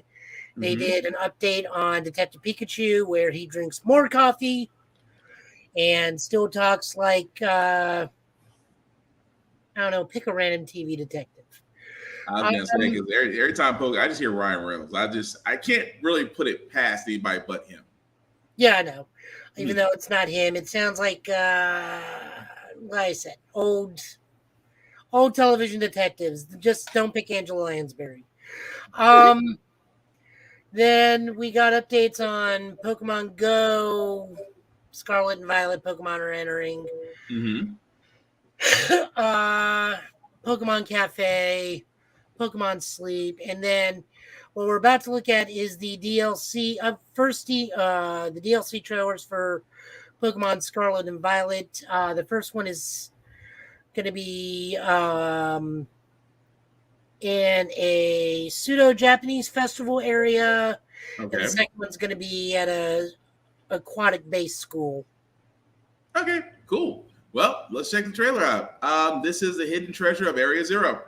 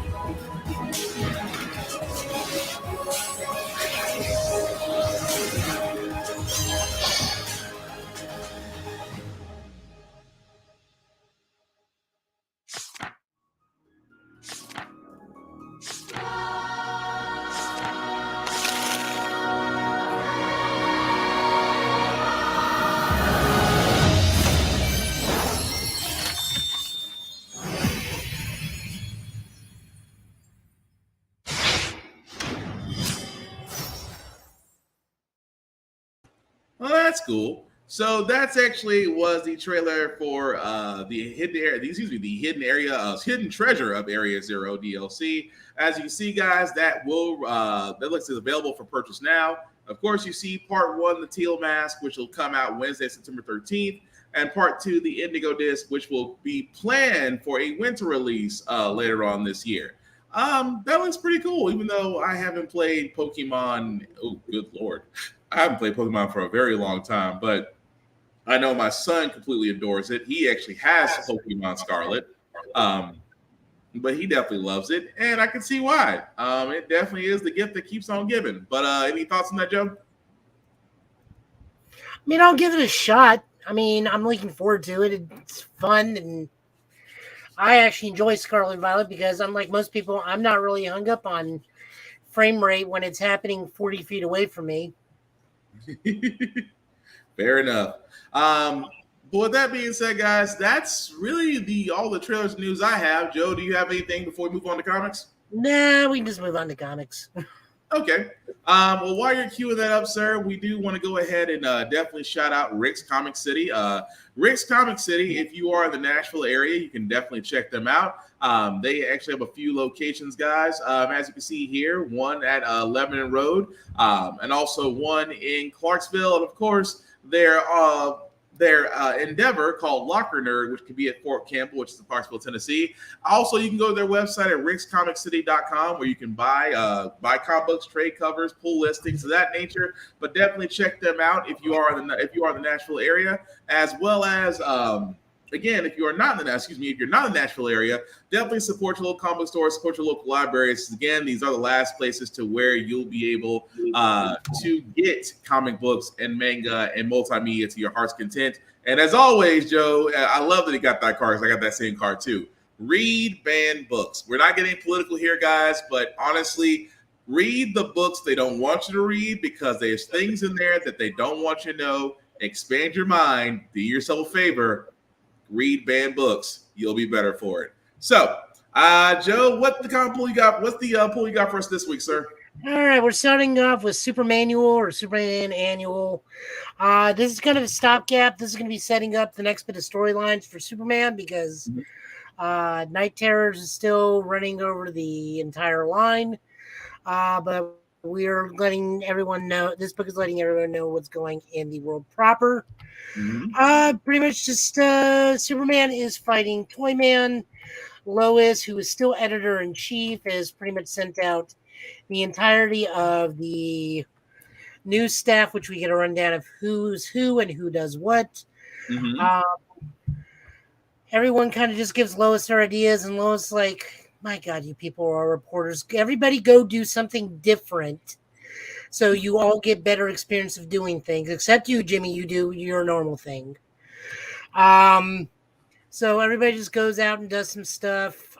We learn Jimmy and Lisa Lombard, who is the sister of Steve Lombard, go to Supercorps, and we learn that Parasite is on a work release program inside Supercorps. That was still funny. Yeah, and they find a offshoot parasite that actually escaped the vaccine, but becomes pretty much Parasite's new puppy. That was funny. He's like, "Can I keep?" Considered. While Mercy tries to prove that she has a heart, yes, you can keep the dog. I love the fact he came out of nowhere and said, "Boss, that ain't me." He said, "Playing a parasite." He comes out of nowhere. That is not me. I mean, the book just kind of ends nicely where Clark is like, Lois is like, yeah, don't worry about it, sweetie. You can do that because it's a fun thing about news. Tomorrow's bringing something. We also learned that apparently Perry White's been on the take from Lex Luthor since Jump Street. Oh yeah, and Dr. Farm and his brother somehow trapped Lobo. Somehow. Yeah. They really didn't explain that part. How did you get the infamous bounty hunter, and then at the end of it all, he still believes that his city is lost, but yet Brainiac has it. Yes. Brainiac still has the last city of Sarkeesiza. Yeah, close enough. Which they are still at an internal war down there still. Yeah. But Lobo thinks he's the last son of the Sarkeesians. That is just not the case anymore. So, oh boy, that's going to be it. It does set up. That does set up for an interesting story, considering the fact that he thinks he's the last one. Brainiac is somewhere sitting in the shadows, and yeah, like you said, the connection between Perry White and Lex Luthor, like the fact that now Mayor Perry White, and it's like, what was his connection with Luthor? He buried every story. That is setting up for quite a different, and I like that. It sets up for a different story in Superman, so I definitely dig that. Also, Lois has hired Livewire to be a gossip columnist on the Daily Planet, which I find hilarious. It's one of those, like, everybody tries to like reform the supervillains because now Silver Banshee is dating Jimmy. Livewire works for the Daily Planet. Parasite works for Supercorps. Well, she did take out Red Cloud. True. She did take out Red Cloud, so I mean that does offer something. But I mean, if anything, like at least Rudy and Rudy is Parasite, by the way, guys. Yeah. Go on Superman the Animated Series. It makes it a bit more clear. Rudy and Silver Banshee, at the very least, are victim of circumstances. Livewire knows what she's doing half the time. Oh yeah, she knew exactly. I just love the whole. If she is not, this take on Livewire is not a social media influencer with powers. That's what I love about her. She's like, like, share and subscribe. So that was it. One again, good issue. This is just setting up the next arc for Superman once Nightmares ends. Speaking of Night Terrors, we're going to look at Night Terrors number 3. Superman. It was written by Josh Williamson with art by Muhammad Assar, Edwin Gallman, Caitlin Yarsky, Max Rayner, and Jack Harbert, with coloring by Dave McCraig, Edwin Gallman, and Alex. Can't see that. Gumieras, we'll go with that. We'll go with that. So that also, I do not like this new art style, Jimmy, with the goofy, like full pompadour. It's a little weird. You know what? I really thought that was Urameshi from Yu Yu Hakusho for a second. It was like, I think it's like somebody was. You mean Kuwabara? Yeah, Kuwabara. I'm not Urameshi. Kuwabara. Sorry, I got the wrong character with the pompadour. I apologize, but yeah, there you go. I thought that was Kuwabara. I was like, somebody's a fan. That's a smidge. Next up, Night Terrors. This is written by Josh Williamson with art by Giuseppe Kamenkali, Stefano Nisi, and Caspar Wingard. Colors by Frank Martin and Caspar Wingard. The long and short of this one, they find the Dreamstone finally in like the last place you would think to look. Meanwhile, Sandman is taking on a nightmarish version of, I want to say, the Justice League, but I could be wrong. Yeah. Or just nightmare creatures in general. Yeah. With Brandon Bostwick still inhabiting Batman, but now has having found the Nightmare Stone within Deadman's own nightmare. See, that's the part that bothers. I mean, aside from that, and Damien showing up and immediately knowing that his dad's body was possessed by Deadman. Now that one actually makes sense because the last time Bruce and Damien were together, Bruce was possessed by the demon from the Lazarus planet. Yeah. So at least Damien knows, like, oh yeah, Dad's possessed again. Crap. Yeah, I'll give him that. But the whole, because again, when we're trying to figure out where Dr. Destiny had sat there and told Insomnia, it's like the Nightmare Stone is not in the hero's dreams. But at the same time, you find it in Deadman, where it's like, oh, you have to sacrifice. The whole idea of getting the Nightmare Stone is you have to sacrifice something. Yep. So what did Deadman actually sacrifice to get the Nightmare Stone? That's the question. Because, I mean, you see, it goes back to the circus. It goes back to where everybody thinks the fall that killed him. No one saw the bullet. So as he's digging into his body, it's like, what did he give up to get the Nightmare Stone? That's gonna be an interesting question in the next issue. That's all I'm getting at. Oh no, you make an excellent point. Like, they don't really spell it out, and the bad part is the Night Terror line doesn't really help you out because it's not really saying you need to read at least this issue or this tie-in to understand what's going on. Like, obviously the Batman tie-in was like directly related. And I will say this as someone that has read the Night Terrors from all the other ones, it does not help you at all. Like I said, with the exception of maybe Batman, there's nothing really holding this together. Now, I will say this. Poison Ivy, excellent read. I love how they did that. And Joker, again, also excellent. Just pointing those out. Yep. Green Lantern, not so much. They kind of... It's just how it's like, oh no, my nightmare is I'm Parallax and I have to fight him. This is like the third iteration of Parallax that's become separate from Hal that I can think of. Is it just me or was it lazy writing for that? It is, and like Sinestro's nightmare was far more entertaining and more thought-provoking than Hal just like, oh no, I'm Parallax again. Yeah. Flash just was like, you wrote this specifically because the Flash movie was out, didn't you? I'm glad I'm not the only one that thought that. I am so glad I'm not the only one that thought that. Because I'm like, we saw this. Why are we here? In movie form. And it wasn't good then either. But you're right. No, you're 100% right. Because how they did the Flash's Night Terrors, lack of originality. The Black Adam one, I'm just like, well, okay, at least that makes sense for him. There's very few things that can unsettle Black Adam, so it's like, all right, no, that's fine. True, very true, but still, some of them could use a little bit more work. But overall, with this one, with the just the Night Terror storyline between Deadman, Sandman, and now Damien, I dig it. Joe, hold up, Joe. I can't hear you.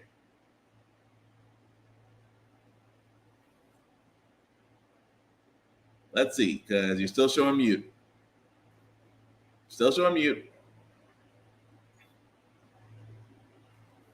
Okay, anyways. There you go. I think my computer's front USB ports are starting to go out. That sucks. But no, we can hear you now. So what are you saying? So no, like I'm just saying, it's like the main line itself is fine. It's just that these tie-ins just don't lend anything to the main line, which I think is the biggest problem of this. Mm-hmm.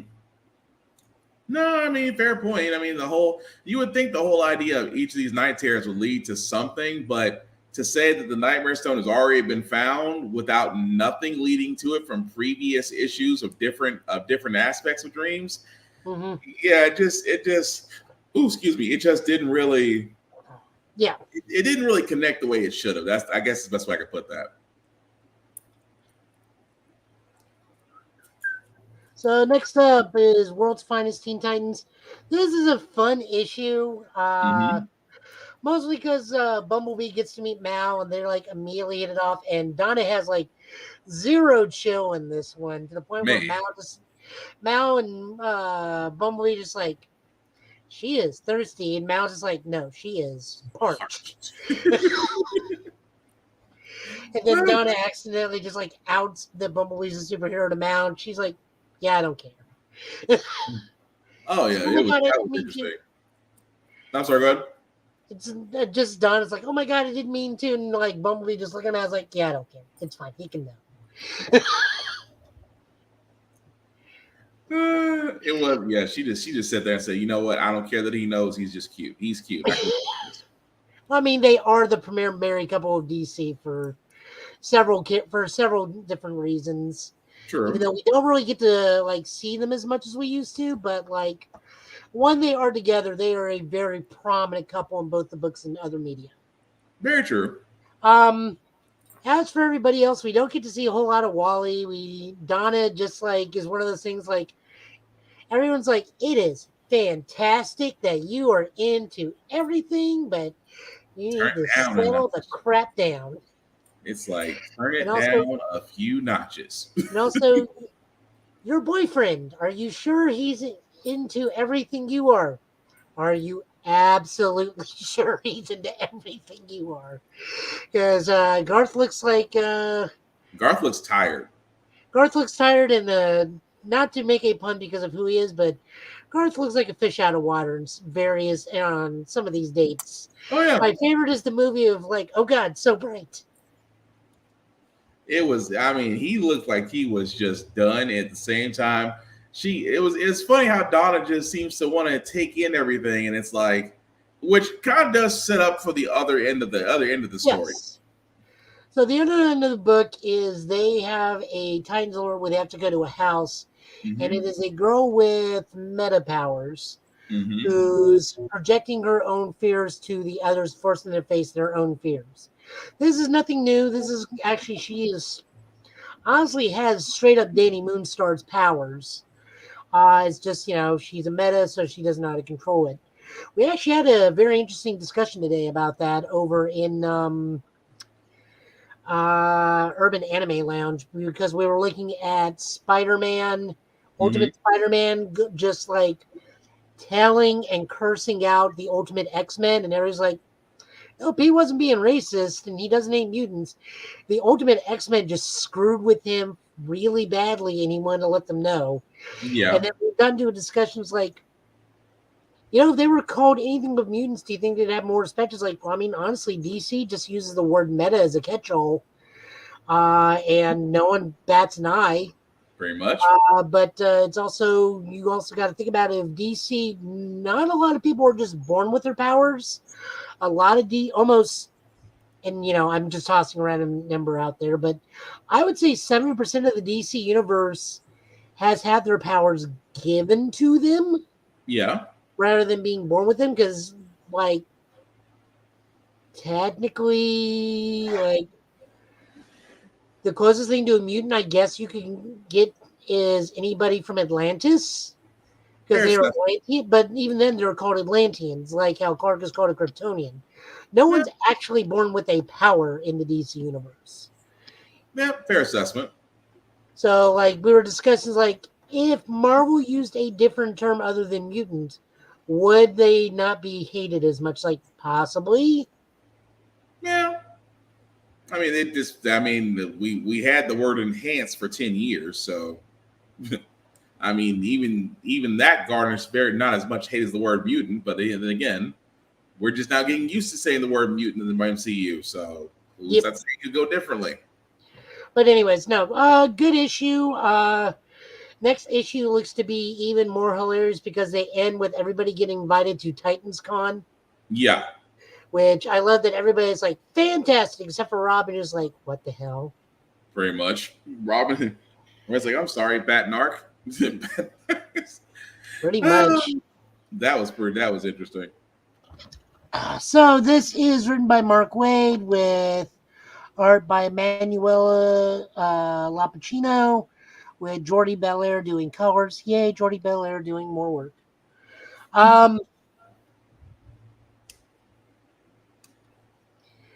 Yeah, like I said, good book. I want to keep reading this. Mark Waid's doing a good job on both World's Finest titles, and keep continuing to do this. Yeah. Next up, Spirit World number 4. Love this book. This is written by Alyssa Wong, art by Hanning, coloring by Stephen Ching, cover by Hanning and Stephen Ching.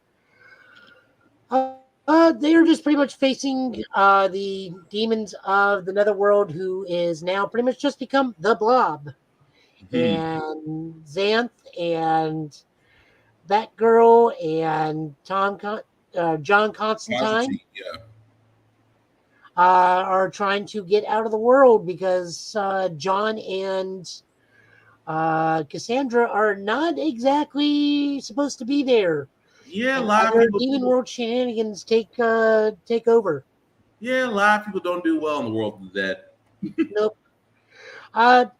We're not going to talk very heavily on this one because I feel this is Superman or the highlights of this week. So definitely go read it. You're not going to be disappointed. The artwork's fantastic. I love this and City Boy. I'm kind of bummed that these are only going to be 6-issue minis. So hopefully Xanth will be used more later on down the road. I probably see Xanth being used more than City Boy, in all honesty. You know what? I was gonna say differently, but the more I think about it, you're probably right. I mean, City Boy is like, he can talk to a city. That's cool. But like, Xanth is an envoy to the spirit of the dead, and DC loves their magic people.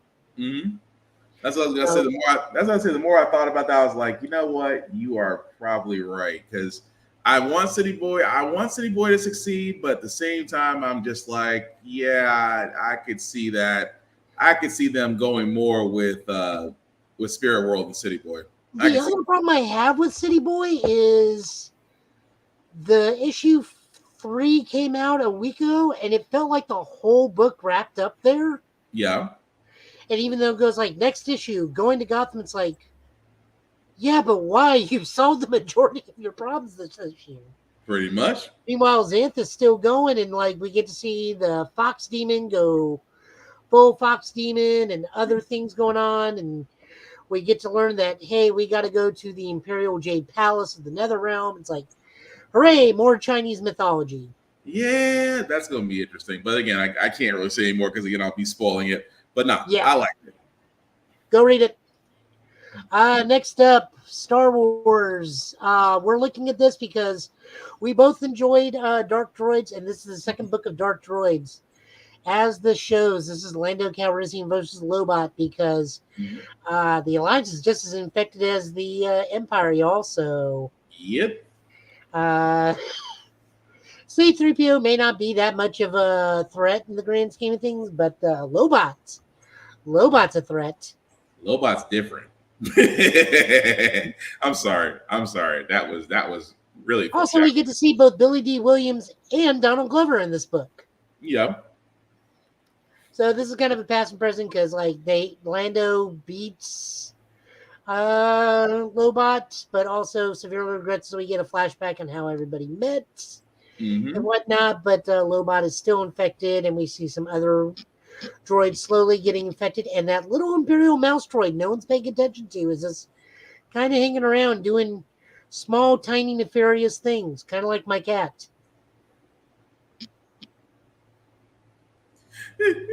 What I feel like that's a story. I feel like that's a story. No, she just commits very small kitty crimes. Oh, wow. And occasional bank fraud. That just feel like a story, but go ahead. No, I mean, really, that's what this book is it's a small personal story of how Lando met Lobot and then, like, what he means to him and how badly it hurt Lando to, like, decommission him. And then we see a hut with a droid, and that's about to go even more south than the Alliance because, oh boy, that repair base full of things for the virus to eat. Just, I'm still waiting to see what CP3O does with this. It can't be any worse than 000. Oh God, that's a terrifying thought of 000, 000 and its R2D2 counterpart getting this virus. Yeah. I bet it does get it, and there's just no difference. Oh, that's saying a lot. That's really saying a lot. Well, I mean, it's specifically those two. One's a homicidal R2D2 with way too many rockets, and one's C3PO where he just loves torture. But it's just one of the things I just want to see them infected, and they're like, well, we're infected. So we're just going to go about business as usual. I was going to say, that's going to, would he act the same or would he be more? No, that's actually a very good thought-provoking question. But I just have to wait and see because I'm still waiting to see what they actually do on the rebel side of things. But no, let's get read. Moving on over, Spider-Man number 31. This is also Legacy issue 925, so this is a big number book. Guys, I'll be completely honest with you. This main story was complete and utter crap. They even went so far as to make a Marvel version of Lobo for a hot second just so they have a reason to take Tombstone out of the picture. I don't care about this. I don't care about this at all. Why are we looking at this book, though? We're looking at this book because this sets up every other Spider book out there at the moment. So we get to see Mary Jane become a new superhero because she gets to become Jackpot 3 because her kids got taken away from her at the end of the last thing because they were living symbology elements. And once the main dude was defeated, they no longer cease to exist. Yeah. So MJ does what every grieving mother does. Put on a skin-tight costume and fight crime. Also, Felicia breaks up with Peter, which that really did suck. The only thing I cared about in this one is like the girls' night out versus the guys' night out, and the complete stark and contrast. But Felicia just coming to the conclusion is like, yeah, I got to break up with Peter, which that was just stupid for no reason. That just goes to show you that Peter will never just simply have peace. I don't know what it is, but can't just Peter for one run just have a little bit of peace. Because the wedding to me was interesting. Of course, the whole idea of Tombstone and Tombstone's daughter, also known as the Beetle, getting married to Robbie's son, and that whole dynamic, and the bachelorette part was kind of funny, honestly. Yeah. But the whole idea between him and Felicia, I'm like, Peter will never just simply get peace. It's like, can the man just be happy for a little while? That's all I'm saying. So we got other issues, like I said. Mary Jane has her own little mini story in there. Dr. Octopus finally comes to the realization of, I never should have given up becoming the superior Spider-Man. He's an actually smarter version of myself, so I got to get that back. Mm-hmm. So he's got to go find Mephisto and call off that deal. What else was there? Oh, yeah, no, the thing I'm looking forward to the most, the new Spider-Woman book. Someone done took Jerry. Oh, yeah. Someone's going to pay because she just walks right into the bar with no name. There are only two people that could probably get away with that. Her and Moon Knight. And just like immediately takes Taskmaster and starts to demolish him. And Taskmaster's like, all right, I'll give you those two for free. But this third one, and Jessica's like, you trained me. So you know what these Venom Blasts will do to you. That was and funny. At this point, I am no longer your trainee. So I'm going to use full power. Where are these people you trained? And Taskmaster's like, you know what? Loyalty's never been my strong suit. So he immediately common sense kicked in at that point.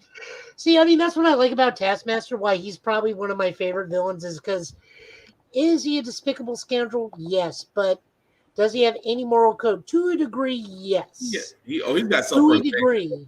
He's got He never walks on a contract. He doesn't double cross his employers. But the moment he's like, you know what? This is not worth it. And I know when I'm in over my head, I'm not doing this. I'm not taking this contract. He's actually not that bad of a dude. He was actually a hero for a very brief time during the 52 state era where he was actually training people. And he's also hilarious in the Deadpool run where he's there. But anyways, no, someone took Jessica Drew's son, Jerry. And Jessica, that does not go well with Jessica. If you've been reading the Jessica books, lots of bad things have happened to that poor woman. Some of it brought on by herself, some of it not. Poor Carol trying her best to be the best friend that there ever was, but Jessica makes it very hard to be a best friend. To the point where everybody, even Spider-Man, has to get involved because I believe Jessica Jones is like, so have you seen Jessica? And Pete's like, so this is a spider thing, a family thing. Or no, Jessica asked him that, and Peter's like, so Jessica got hit by a dagger that unmade her from reality and then remade. And we don't know what consequences have happened. When that happened to me, I came back with this annoying child nobody wants. Dang. So Jessica is now trying to find her son, which may or may not have been unmade in reality because she was stabbed by that dagger in the Dan Slott book. Yeah. So, God, I hope they don't undo this because I really like the fact that she's a mom. It makes for a very interesting dynamic. It's a dynamic that Pete should have, but we'll let that go, as we usually do. You let it go because this current Spider-Man runs why you let it go. Then we see that for whatever super bizarre reason, they are bringing back Spider-Man Reign. Yeah, it's different. We don't know why. Like, sure, that's all I got to say. Sure. You know how I sat there and said about Nintendo constantly cushioning out Mario games? Spider-Man. For those unaware, Spider-Man Reign, this is where Spider-Man's in his late 70s, early 80s. And we learned that Mary Jane has died of cancer from sleeping with Peter all that time. That is a real thing that happened in the book in the original Spider-Man Reign. Like, he even says, like, I killed you with my radioactive bodily fluids. So Mary Jane died a slow, painful death of cancer because of Peter. It's just the Reddit. Go to Reddit and look it up. The jokes alone are funny enough. Just the jokes alone are just funny. What were the other two? We have another story involving Bailey the Spider Boy. I don't care. I don't care what his supporting cast is. I'm not reading that book. No, nobody's really looking forward to Spider Boy. The only other thing that happened in this is Pete gets Kamala Khan caught up on everything that happened when she died. And then this is a bit of a point of contention for a lot of people where Spider-Man's like takes his mask off and says, like, you know, I only do this for like dying kids with incurable diseases. And a lot of people took that as Pete making a joke out of that. Yeah. I did not take that into that context when I read this. I took it as Pete going like, no, I can trust you with who I am. Like Pete saying, like, I only do this for children that are not going to live. Right. So they can at least say, hey, I got a secret. But I mean, so Peter exposes his actual identity to Kamala. Of course, Kamala, like, moderately freaks out, understandably. And also, I love that she keeps name dropping. It's like, by the way, if you need me, I'll be with the X-Men. That was like, funny. Yes, we know. How someone who did not know if they wanted to be the X-Men or not, all of a sudden, extremely comfortable. So that is why we looked at this book. I actually did look at the Spider-Man annual. It was not. Oh, right. The other stupid story. So we find out what Green Goblin's been getting up to. She has been fighting Craven to the point where they just decided to start sleeping with each other. That was not on my bingo card of 2020. That was not on my bingo card either. Even Craven's like, well, this takes me one close to being Spider-Man. It's like, sure. That part was funny. It's like, well, I guess if you can't beat him, sleep with him. Sleep with him? Like, I don't know what book this is going in. I don't know what storyline you're going with. You know, but like I just did not expect, like, yeah, I keep fighting her and it gets more and more fierce, and then we just took it to the bedroom. It's like, that's what you just want to sit there. This escalated about as quickly as a Digimon digivolving. I just thought about it. It's like, well, I guess he figured it's like, this. I guess I'm filled with life. I said, I bet. Considering the scratch marks, I bet. I mean, my only disappointment is that we resolved the Ben Reilly stuff for a little bit. I was kind of hoping we get another update on Ben, but the last little thing we got from Spider-Man showed us what's going on with Ben and whatnot, and he's not getting out of prison anytime soon. At least Madeline did say, like, look, when his term's up, he'll go. Yeah. Matt's at least fair about that. So, yeah. So, again, guys, main story, not that great. It's a little bit better than what I usually give it credit for because the bachelorette party was a lot more fun. All the stories, this just sets up pretty much the whole point of this book is it just sets up what's going to be happening in the terms of the Spider-Verse going on around with all these Spider books. But at the same time, Rabbit is an instigator. Rabbit is an instigator for a lot of stuff. Oh, yeah. No, most definitely. If anything, I would definitely recommend picking up the upcoming reboot of Spider-Woman. I have the last two book collections of her runs coming out that came out. Mm-hmm. Fantastic stories. I cannot wait to see how this resolves because Jessica Drew is slowly becoming a favorite Spider person. Especially with Across the Spider-Verse actually out now for everybody to watch. Yeah, that's a different Jessica altogether. Like, there's a whole... They were literally night and day to that one. Like, the moment that moment movie Jessica has her Jerry, let's get into that. Yeah, fair enough. But at least it's a nice segue into it. I guess you can call it that. Oh yeah, which by the way, I did buy the digital version. Me too. I'm still getting the physical version. Oh, I had to buy it. I had to buy it just because the kids is like, oh yeah, it's showing on Prime now. I said we have to buy it. I said Prime doesn't mean it's free. Sometimes you have to read between the lines on that stuff. You got to buy it.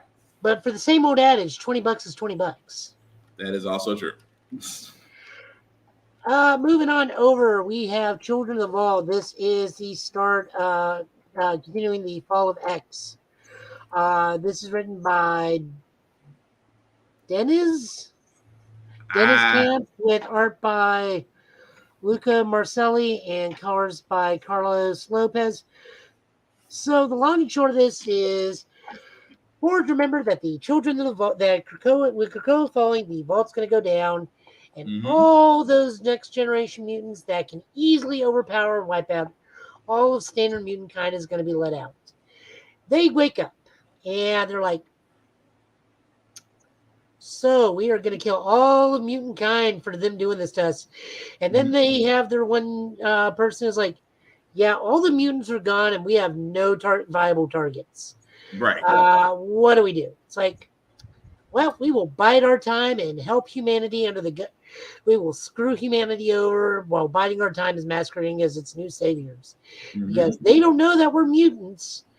And even Orochi's like, yeah, we're not messing with these dudes. The fact that they sat there and said, oh, we're just going to solve all your problems in one shot and you're going to love us.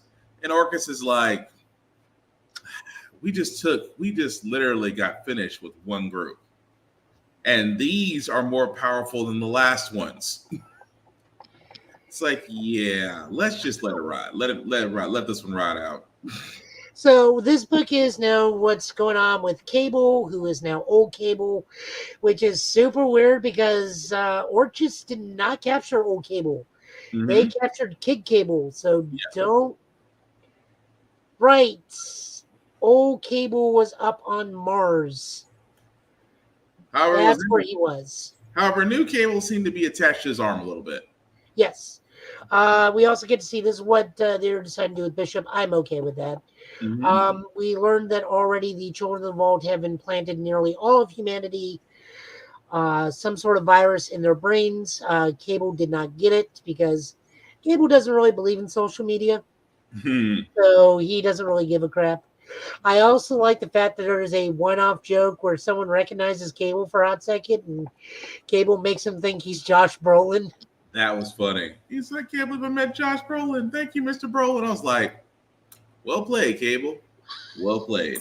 Yeah, he looks enough like me, sure. No, so I don't know if I'm going to follow this one or not. I mean, I want to see where it goes because, you know, Bishop's in this, and Bishop has been really fun to read consistently.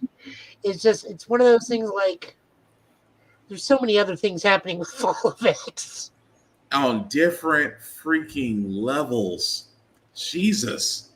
Which, again, I give them credit. They're taking us on a ride from the Hellfire Gala up until now. It's been a ride, so I'm not complaining. I just want to see Nimrod try to fight these guys and him being like totally outclassed. I understand Nimrod is the ultimate mutant killer. However, this Nimrod actually has a human personality because of events that happened during Destiny of X. Yeah. So this Nimrod's a little bit different, but he's still like the ultimate mutant killer, but I don't think he can handle these guys. That'll be interesting. I will say that. That will definitely be interesting. But no, Children of the Vault was definitely well done. It does set up a different dynamic as far as now that they've pretty much got practically every human on their side. I just want to say, I think it's the majority of South America. I thought it was more worldly, but it could have been just a single continent for all I know. I'll have to go back and look at the book because I mean they list where they are. Yeah. No, go ahead. Well, I said like you disagreeing with you. Like I want to see where this goes. Because I mean, it's almost like they're angry, but they have nobody to go after it. So it's like the X-Men. It's like the mutants are gone. All we have are the humans. Well, crap. It's like I guess we helped them. It's like you want to be mad, but the point of your rage, like you're looking for Forge. They tricked us by putting us in a prison, but they're gone. What do you really do at this point? Yeah, but no, it was a good read. I liked it. Okay, so I snuck this one in because I just wanted to bring this to everyone's attention because if you are not reading the new Cody Ziegler Miles Morales book, guys, you are missing out. So this is written by Cody Ziegler with art by Federico Vincentini and art by Federico Sabatini. That's not fair.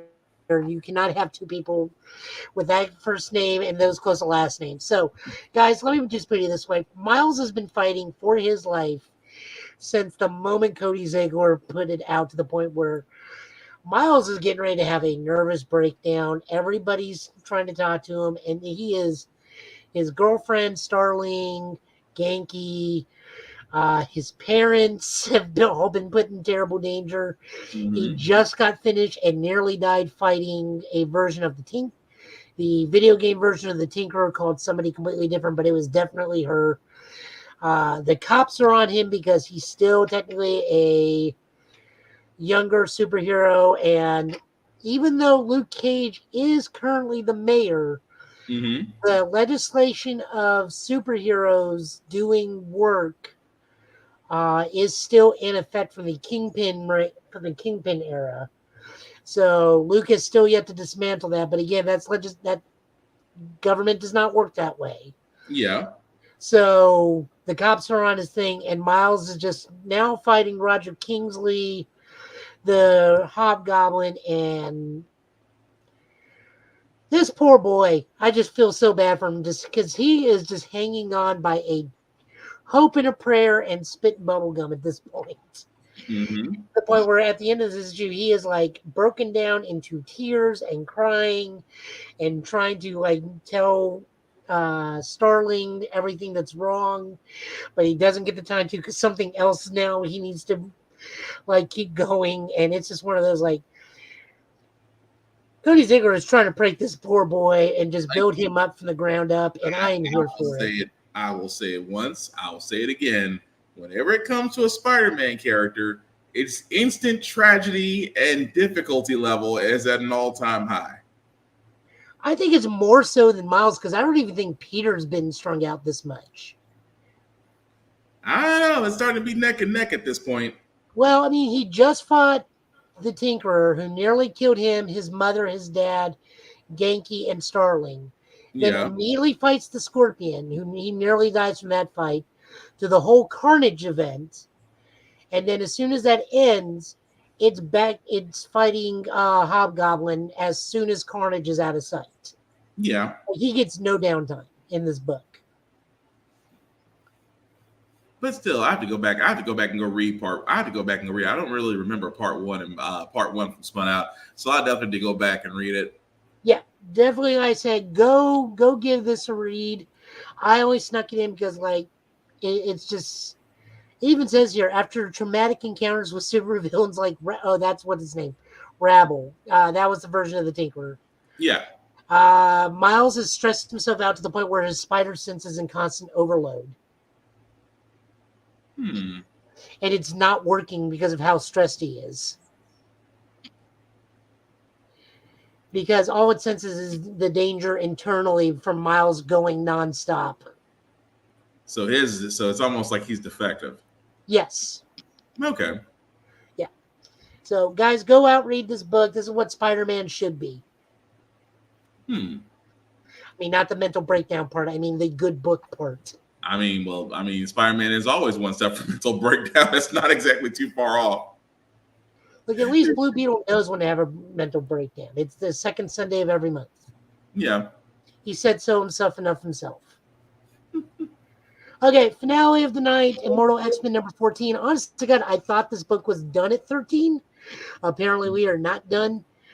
This is written by Kieran Gillian with art by Lucas Wernick and colors by David Cruel and Eric Arc.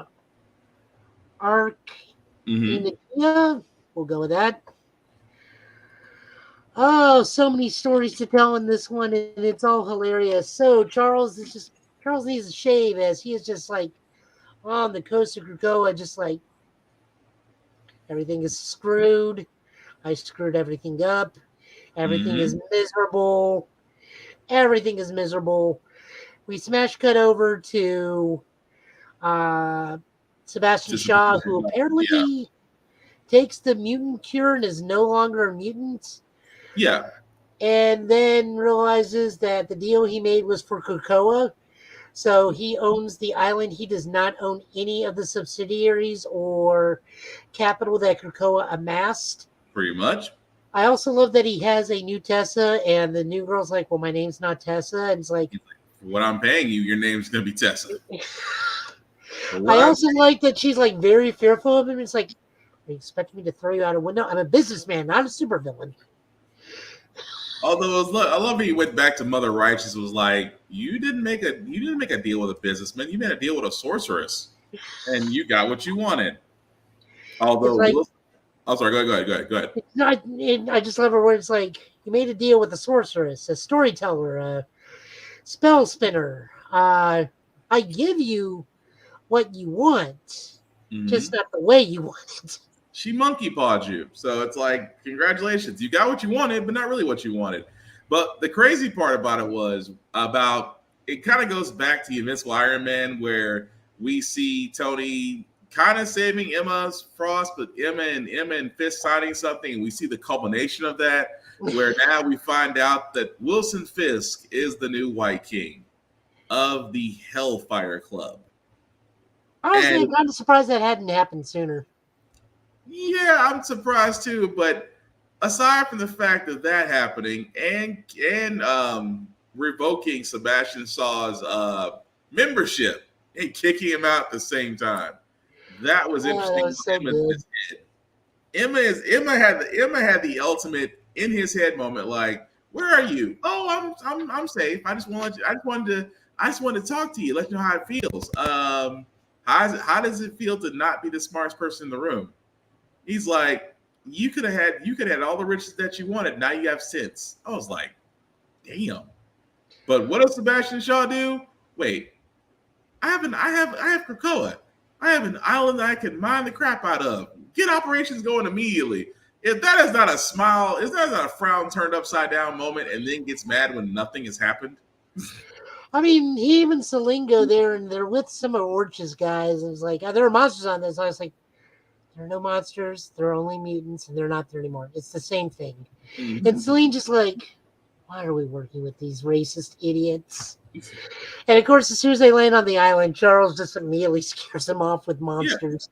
Yeah. And then we cut to the hilarious thing where I swear to God, I guarantee you, Exodus is really Moses. Mm-hmm. So we learn that Hope, Exodus, and Destiny are in a desert. Yep. And then once they cross over a single dune, they see that all of Krakoa wound up at the same spot. Mm-hmm. So Exodus, like, look, we're just going to cross the desert. There'll be a place. I know where there's a place. I know where we are. I know where we can go. It'll be a refuge for us. And it's like, I will lead us there. And I'm like, you were Moses, weren't you? Because Exodus does talk about meeting Jesus. So it's like, you were Moses. This is how all those plagues actually happen. You just use your mutant powers. Just love the fact he goes, so do you know where you're going? Nope. I got faith. At least I have faith. That's like, woo, okay, this is going to be interesting. This is going to be an interesting part, but it does answer the question that not all the mutants are dead. However, there's somewhere where Charles cannot sense them. At the same time, you see Emma trying to convince Charles, like, they're not dead. There's no way they can be dead. And you didn't cause your own genocide of your own people.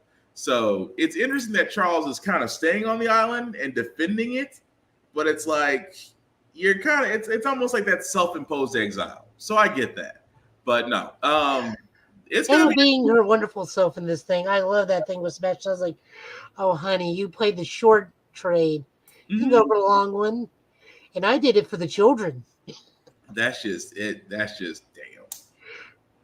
So Emma wins again, although she does it in the most snidey and shadiest ways. Can't knock for that. But no, I dig. It was good. It was a good issue. I mean, Immortal X-Men just is always good. Kieran Gillen knows what he's doing. Like, he knows what he's doing. He's probably one of the best writers we have at Marvel next to Jed McKay. Yeah. Which the new issue of Avengers did come out. The only reason we didn't really do that one is because I thought Miles took precedence over that one, and plus it's just a kind of a big punchy fighty issue with not a lot going on. So that's why we didn't do Avengers 4. But Avengers 4 did drop.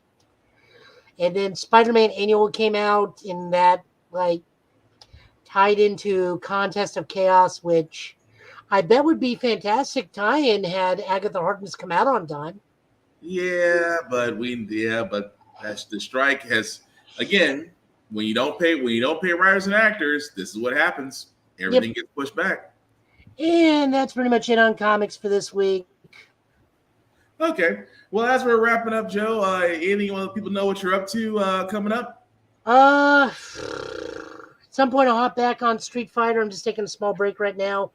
Kind of burned myself out after getting to Gold Rank 3 and just floating around nebulously between Gold Rank 2, Gold Rank 3, and Gold Rank 4. I just always come back to Gold Rank 3 because I just get a series of good matches and I get a series of bad matches, and then I climb out of the 2 spot, go back to the 3 spot, like, well, I'm good for the night. All right. Yep, I will be putting the podcasts out this week. Just had a lot going on with everybody in the family being sick and whatnot, so I haven't been able to do that. But we are on Spotify, Stitcher for however much longer that thing's on, Google Podcasts, and Amazon Music. In one other place, I promise we're on one other place, just not Apple, because I'm not paying $15 just to upload a file every week. Also, we are available on Opulence Radio and Always Record TV as well. But yes, you can definitely catch Joe, like you said, at his Twitch channel at Joe Will Tell You Last Name. Of course, his YouTube channel at Total Justice Gaming. I myself, guys, you can find me Black Fox 447 on all the socials. I usually do reviews on everything that I watch, that I read, that I play, and gym stuff as well. Again, the link at the bottom, it makes that a little bit bigger for everybody to see. If you copy and paste that link into your browser, we'll take you to the link tree that has the YouTube and the YouTube and Facebook groups for all of the podcasts. How the Fuck Got Here, Get Bit, and of course, Offense Podcast. Definitely like, share, and subscribe. Let us know what you think of everything, of all the trailers that we went over, the news that we got from Evo 3 and things of that nature. We still want to know yours. We still want to know your opinions. Again, there are no wrong answers. Just have the rules of agree, disagree, and again, don't be a dick. Simple as that. Aside from that, guys, we will be back here next Friday. Same Get Bit time, same Get Bit channel. Of course, this is con season, as Black Label Con is happening this weekend.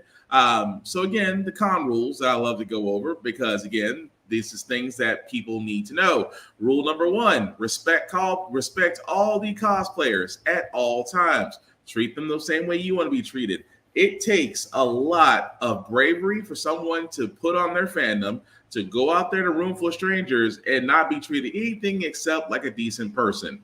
You know how you want to be treated. Treat them the same way, with class, dignity, and politeness. It is as simple as that.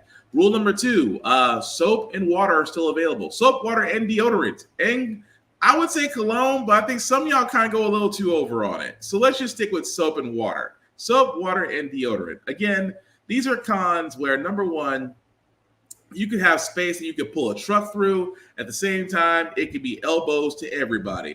The thing about it is, guys, we all have learned basic hygiene, I hope. And of course, soap is still available and very cheap at your local grocery store or corner market store. So again, please, hygiene, grooming, please do that. Nobody wants to be funky at a con. And number 3, again, this goes back to the same rule that Will Wheaton put out there for the internet, but I go by it as well. Simply put, don't be a dick at the cons. Be polite, be nice. You will find out that you get a lot farther doing those things than being a prick. In this case, don't be a dick. Simple as that. But with that being said, we're definitely going to call it again as we try to cover more news next week in the video game and anime and comic book world. We may actually talk a little bit about wrestling since All In is happening. Again, I'm looking forward to seeing how that's going to fall out. I do know that SmackDown and Rampage both happened.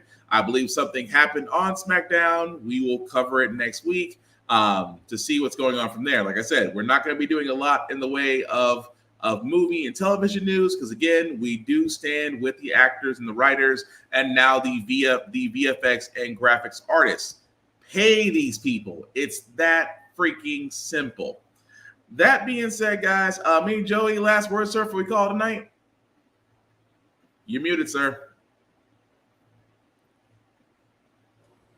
No, I'm pretty tired. I'm good. He's satisfied. I still want Oh him. no, I'm adequate. I'm just very sleepy. I understand. It's been a long week. With that being said, he's been Joe. I've been Will. This has been the Give It Podcast, guys. Please take care of yourselves and each other, and we will all get through this.